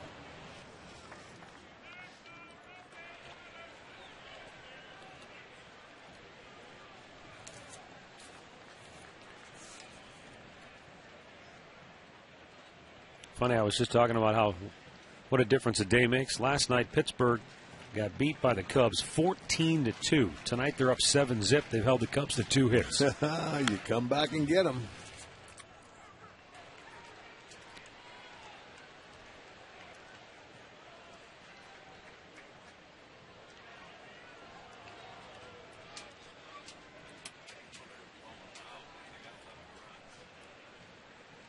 Boy, Toronto is really trampling Tampa Bay tonight. Jays lead the Rays 11-3 in the 7th. Yeah, Murph was telling me Bautista hit his 43rd. Brantley goes down swinging. That's 8 Ks for Jackson, 1 down in the 8th. Well, the Cleveland Indians have teamed up with Majestic Steel USA to present BASE. That's baseball and softball education to youth ball players, parents, and coaches.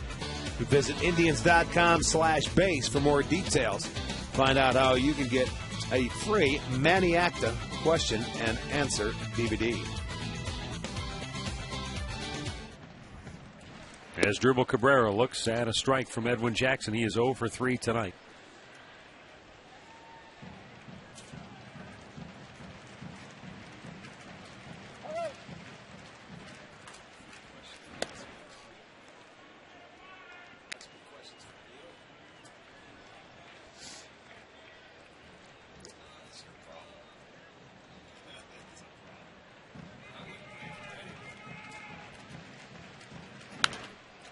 Pop foul back out of play. In addition to hitting his 43rd home run tonight, Jose Bautista of the Blue Jays has also gone over 100 RBIs on the season, joining Miguel Cabrera as the only other player in the American League to do that so far.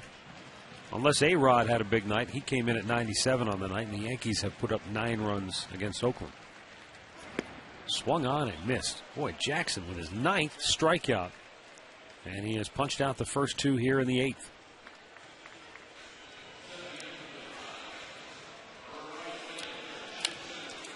Next Monday marks the return of the GMC Berea Report. Your host, Jim Donovan, will get you caught up on the latest from Browns HQ in Berea. The GMC Berea Report Monday at 7:30 right here on Sports Time Ohio.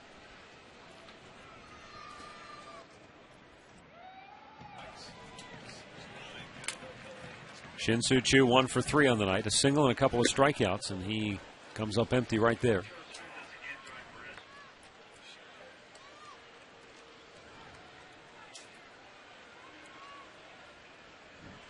Joe Smith and Chris Perez warming in the Tribe pen. Choo cuts and misses. 0-2 the count. Boy, Edwin Jackson, I don't know if the radar is right or not, but that was 99 miles an hour according to the gun in the park here. That may be a little trumped. It's almost like he's feeling the finish line, and he's just letting it all hang out right This here. is it. I mean, he's throwing the ball well tonight. I mean, he has 9 strikeouts. He's trying to go 3 straight games and to get to double digits. He's 1 strike away from that. 110 pitches on the evening. But he has gone out there and given the White Sox another great performance, and he gets to double digits. His 10th strikeout of the night as he whiffs the side here in the 8th, and we stay tied at 1.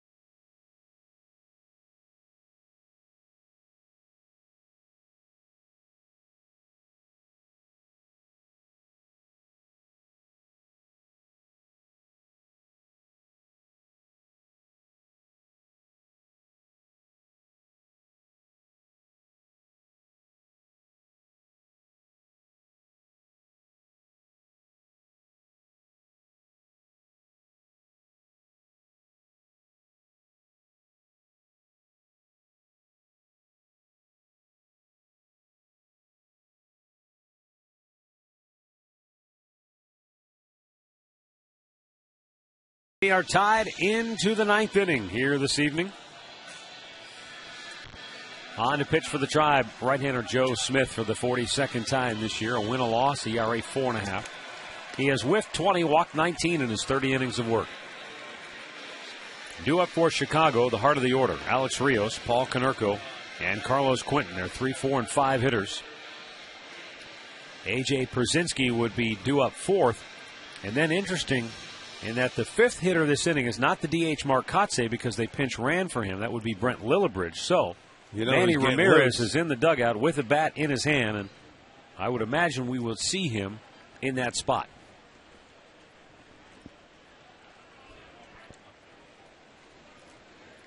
If we get that far. Hopefully Joe Smith won't let that happen. Well, he's on the face of 3 right-handers that, you have to get out when you're going to pitch against this ball club. It's Rios, Konerko, and Quinton. Oh, Smith looks like he hurt himself. And here comes Indians trainer Rick Jamieson out of the Tribe dugout. I don't know on his stride there if he landed funny and twisted something.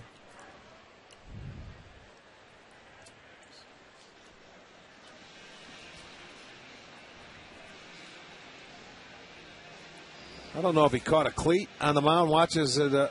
Yep, sure did.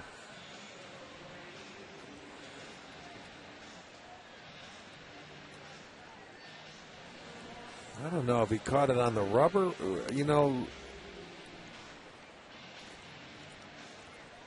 It looked like he caught his cleat as he was going forward, and maybe that threw him off just enough. Well, he was definitely, the way he landed was out of whack. Says he's okay. Well, he's had knee problems in the past, and that might have been why when he jumped, he jumped around rather gingerly. But let's again watch his front cleat just right there. Maybe that's the way it always comes off.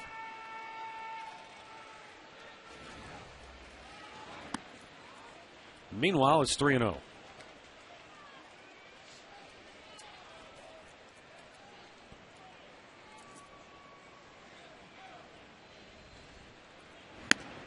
Smith last year had left knee surgery on September the 1st. Well, this is the 3rd straight game that Joe Smith has come in and walked the batter. In his last start, or his last appearance, I should say, with Oakland, came on for one hitter and walked him. Came around to score, and against Oakland, he walked 2 hitters. Well, there's nobody in the bullpen right now warming up, so it's on his shoulders as Paul Konerko steps in 1 for 3 with a double.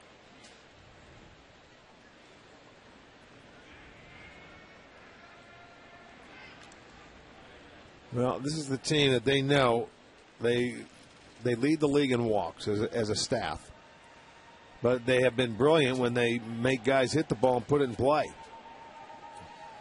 The only walk tonight, well, I shouldn't say that. The first walk for Masterson came around to score. And now Smith is trying to throw a strike, period.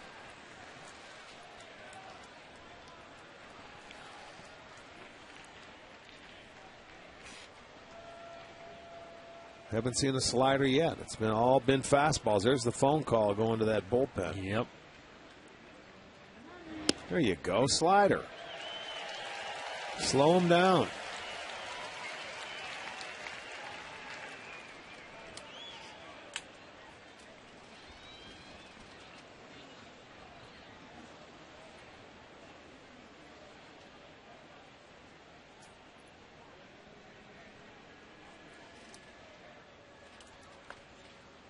Runner goes. Pitch called strike. Throw down not in time as Rios picks up his 29th steal of the year. Well, he had a good jump, too. Not realizing he's got to go try and throw a strike here. He had a very good jump. You can see he's halfway down by the time Marson got the ball. Second stolen base.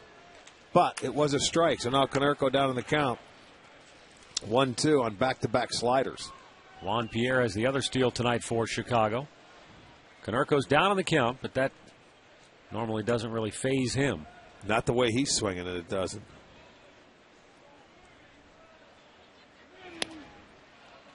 Tried to shoot for that outside corner at the knees, but a little bit off the mark, and it's 2-2.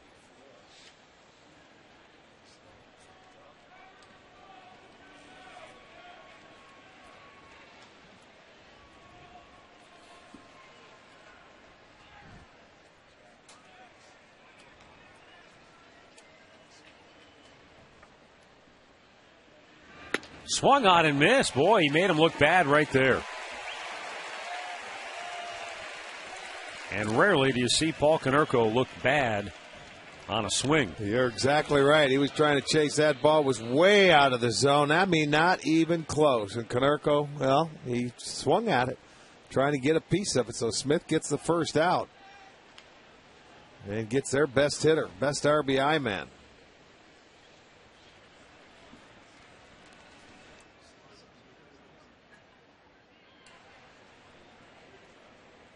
Carlos Quentin 0 for 3. Called a strike over the outside edge.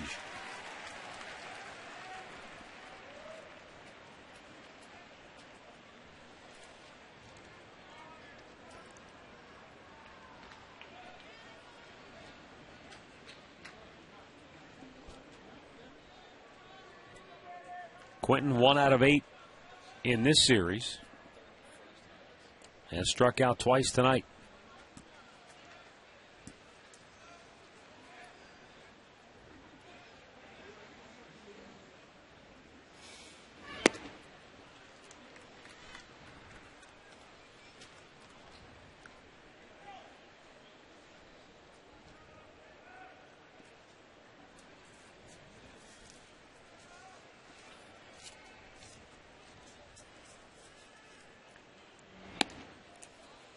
Misses wide of the mark, 2 balls and a strike.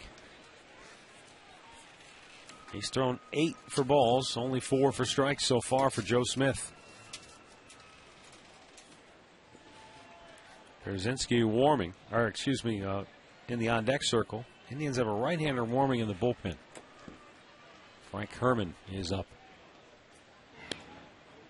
3-1 to count.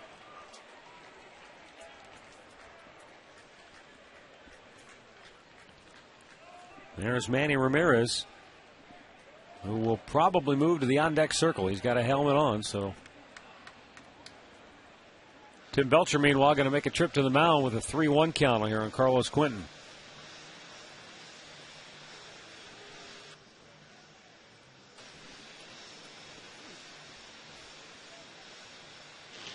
There is Frank Herman heating it up.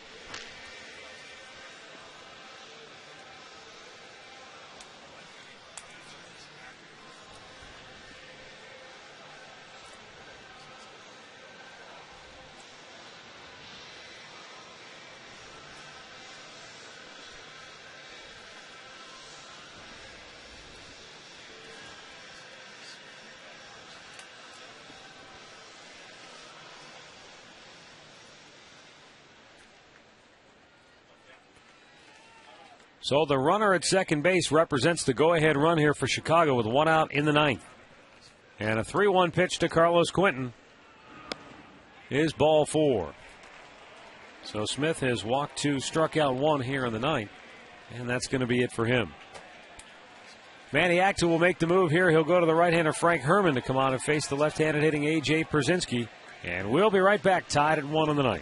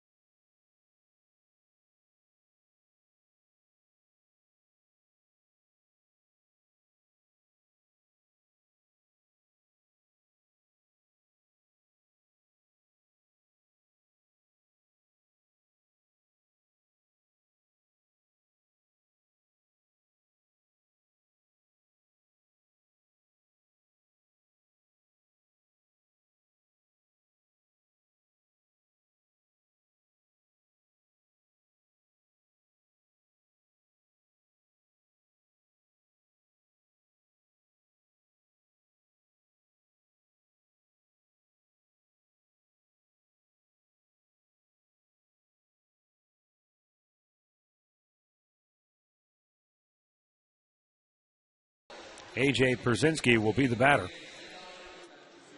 And right-hander Frank Herman on for the 32nd time this year. No wins, a loss. ERA of 4. 17 Ks, 8 bases on balls in 36 innings of work. A.J. Pierzynski 1 for 3 tonight. Or, excuse me, 0 for 3 tonight. 2 for 9 in the series.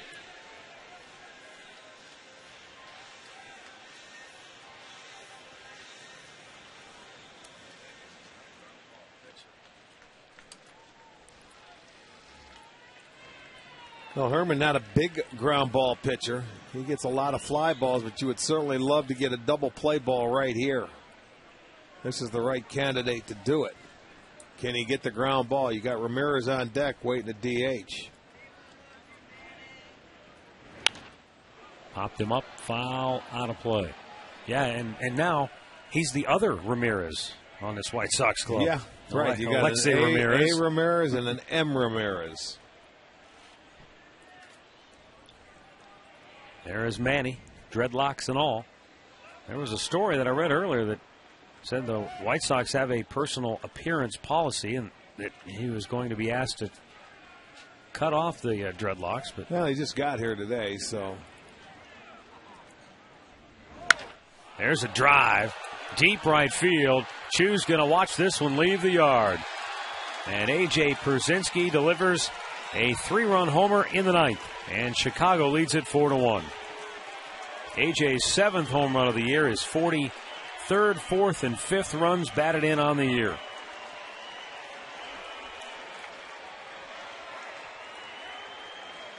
Well, out of the 4 walks today, 3 of them have come around to score. And they've all come in the last 2 innings. Yep, and that was the hanging breaking ball from Frank Herman, and it went a long way. A.J. Pierzynski, look at that, a spinner. Speeds up his bat, and that's a 3-run jack. Makes it 4-1 Sox. And Lillibridge stays in to the game. He went into pinch run. Well, Manny was in the on-deck circle, but he's now left the on-deck circle. I wonder why. Well, probably he was going to pinch hit him in case needed, to drive him in. Why he didn't give him that bat, who knows.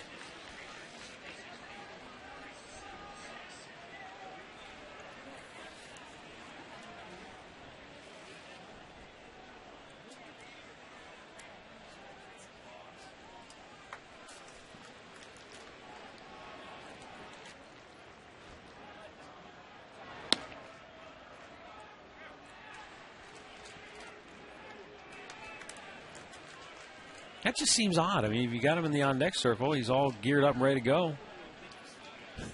He's picking his spots. Who knows?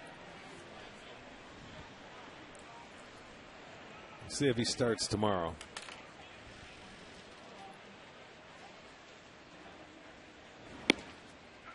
No balls, 2 strikes.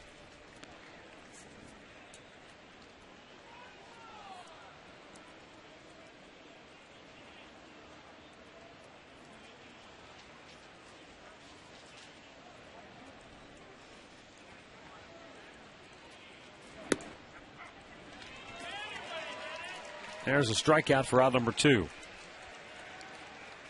So Lillibridge heads back to the dugout.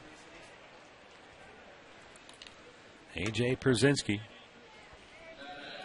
delivering a big hit for Chicago. I mentioned last night he hasn't had the kind of year that you have come to expect from him offensively.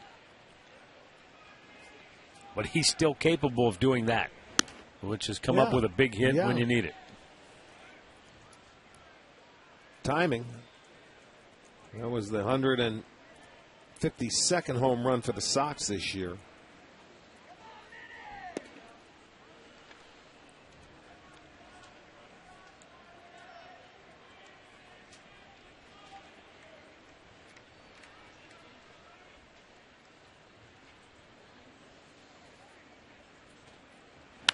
Alexi Ramirez with a high fly ball. Routine in left field for Trevor Crow. So A.J. Pierzynski's first home run since July the 9th, but it's a big one tonight. It has the Sox in command now, 4-1.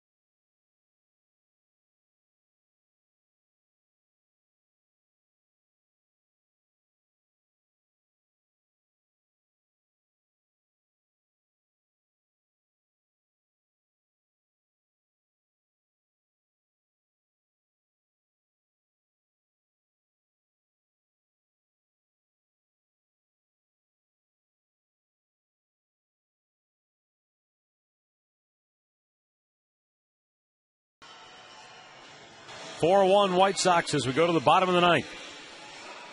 Edwin Jackson will try to finish what he started tonight. Andrew Jones comes in to play right field here in the ninth. According to our good friend John Krepop, the last White Sox pitcher to strike out 10 or more in 3 straight games was Floyd Bannister in 1985. All right, Floyd, the left-hander. Edwin Jackson struck out the side in the 8th. He's punched out 10 in the ball game here this evening. Travis Hafner looks at a strike. That's his 112th pitch of the night. But Jackson is a workhorse. He routinely goes over 100 pitches. He's thrown as many as 123 in that a game. What did he throw in his no-hitter when he was with against what was it, Tampa? Swung on and missed. I think he threw about 140. Oh, 149. That's right. I forgot about that one. They left him out there, 149 pitches. How many walks did he have? He had like 8. Yeah. I mean, he missed a turn after that start. Right. But he's been in no trouble tonight. In fact, you wonder, in this day and age, because of the way pitchers work, how much of an impact that really had on him. Because in the month of July, he gave up 4 runs, 5 runs, 4 runs, 6 runs, 5 runs, and then was traded to the White Sox. Yeah, he's got to go back to 51 for the last time a guy pitched a no-hitter and was traded in the same year. But, I mean, he's out there. He's been in no trouble tonight. It's been, stress-free. Yeah. The one run was a hanging breaking ball that Duncan led off the 7th with a home run. Since Duncan's home run, the Indians have gone 0 for their last 7 now as Hafner grounds out.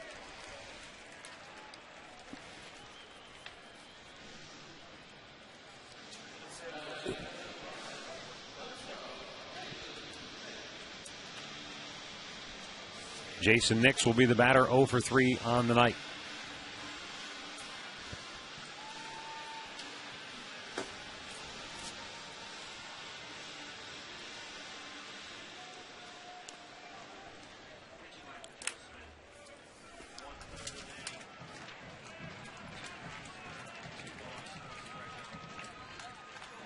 Nix with a ground ball, headed up the middle. Ramirez can't get it.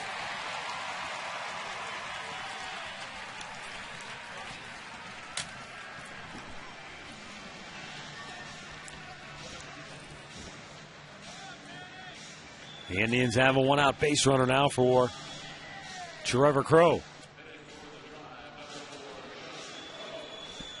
Stay tuned for the Conrad's Tire Express and Total Car Care postgame show. Comes your way right after the ball game. Yeah, but the Indians are going to try to extend this thing. Do they have another 3-run 9th-inning rally? Boy, I don't know. White Sox bullpen starting to get busy down there.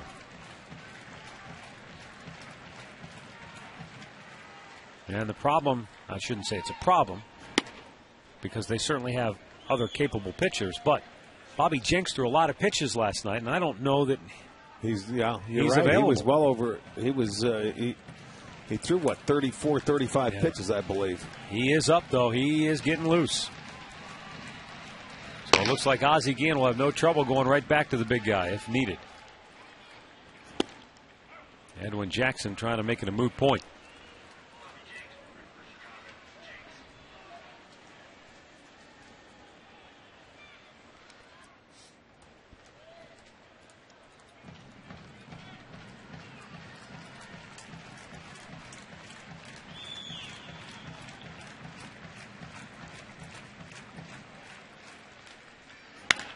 Big chopper over the head of Nix. It goes into right field, and he stops at second. And the Indians will indeed bring the tying run to the plate here in the bottom of the 9th inning. It will be Andy Marte. And Don Cooper, the White Sox pitching coach, is going to go out and talk with Edwin Jackson here. Yeah, got on top of that ball and hit it in the right spot. Found the hole between first and second. So they get that chance. That tying run comes to the plate again. And they're going to give him one more hitter. And if he doesn't get Marte, then we'll see Bobby Jenks. That was the first hit for the Indians today with a runner on.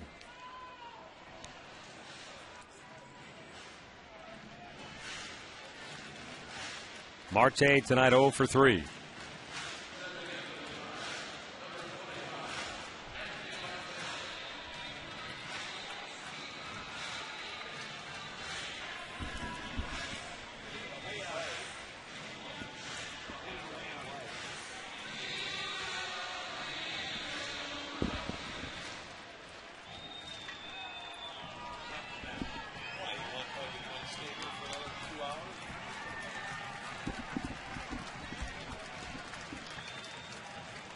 Edwin Jackson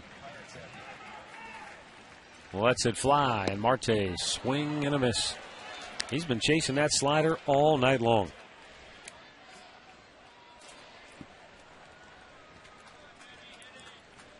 This next pitch will be number 121 now for Edwin Jackson.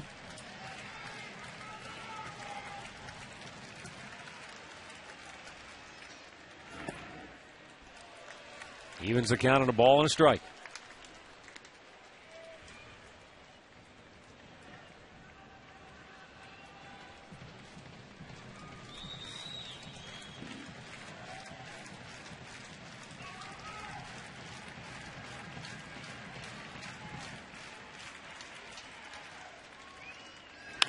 And a grounder foul for Marte. Eight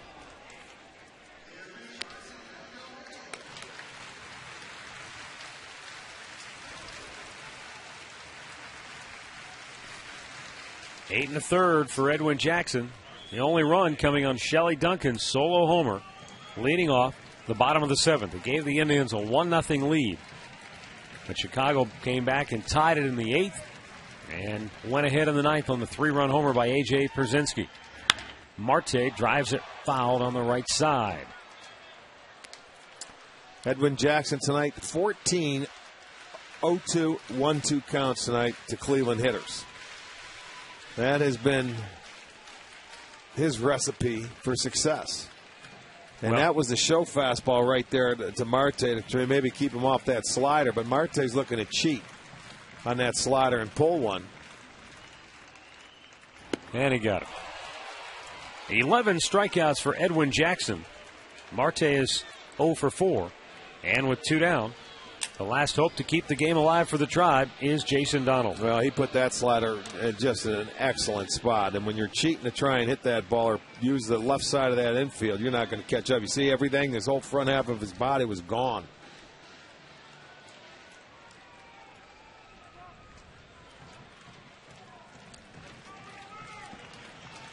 This is now the second highest number of pitches Jackson has thrown this year. Second only to that 149 pitch effort in his no-hitter.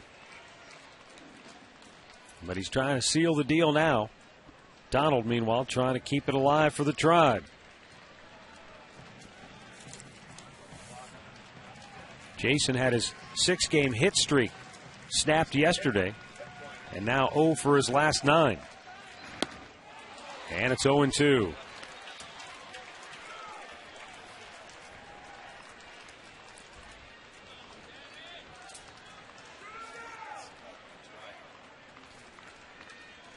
Matt Laporta has grabbed the bat and moved into the on-deck circle.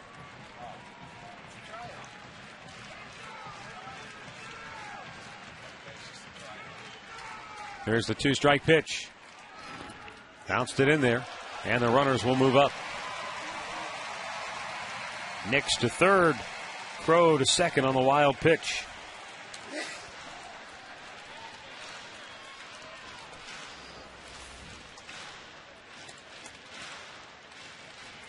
He wasn't going to hang that slider. No, he was not. You don't blame him. You get 2 strikes. You want to see if that guy wants to chase it. He's not going to put it in a place where he can hit it.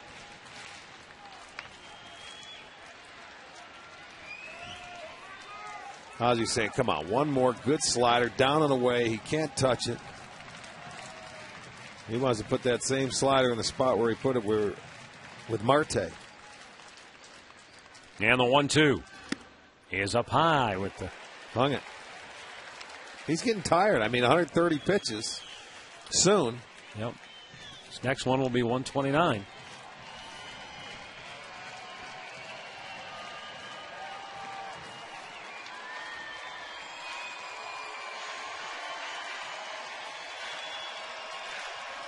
Brzezinski with a little pat on the back with emphasis to Jackson here. Just try to push your way through here.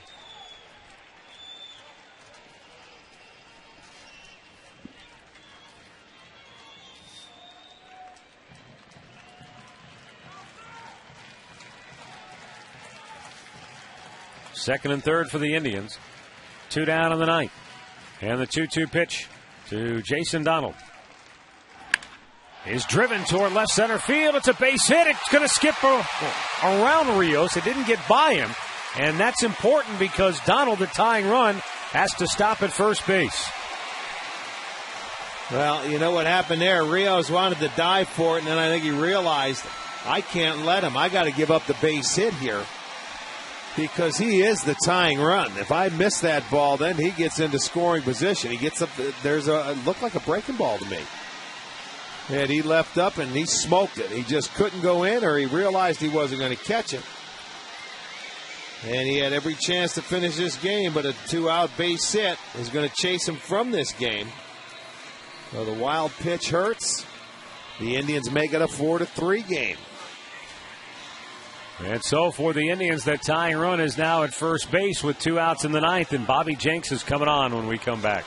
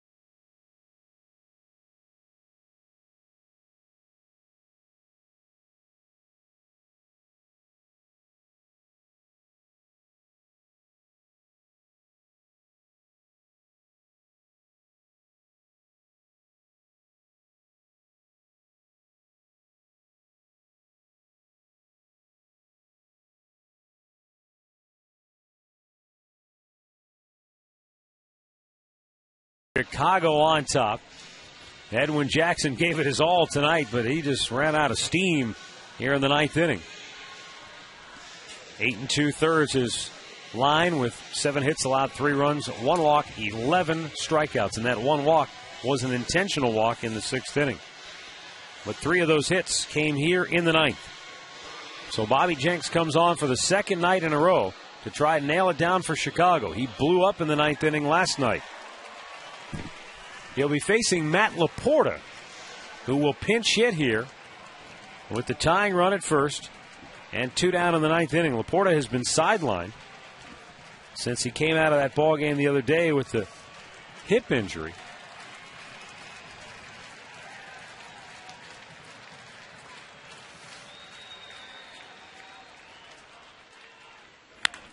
And there's a base hit into left field.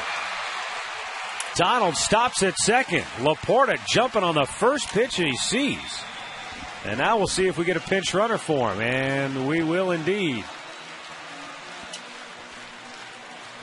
It's going to be Chris Jimenez who comes in to pinch run for Matt Laporta, because he'll be coming on to handle the catching duties should we need extra innings. How about this?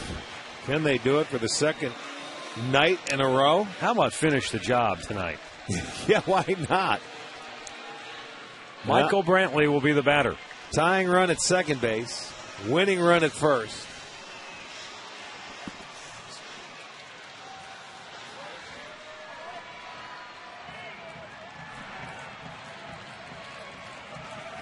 Brantley 1 for 4 on the night.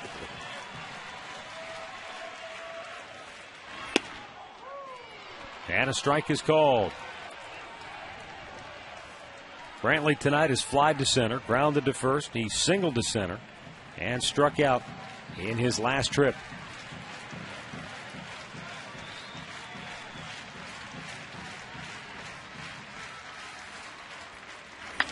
Back to the mound. Jenks has it.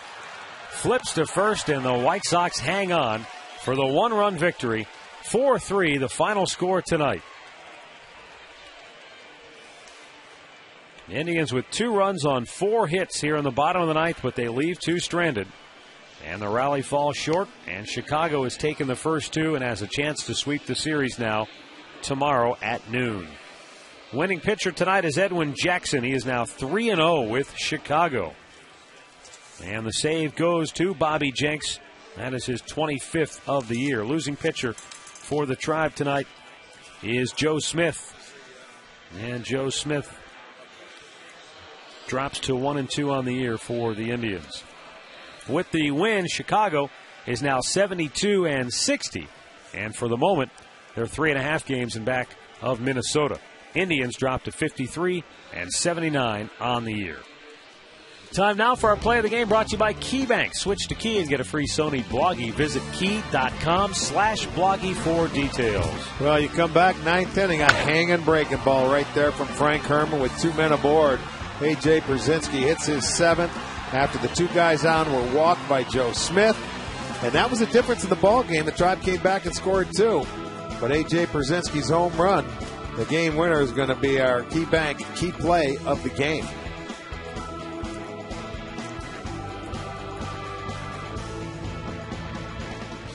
Well, another entertaining ball game here tonight at Progressive Field. But in the end, it's another tough luck loss for the Tribe. We're back with the Conrad's postgame show next.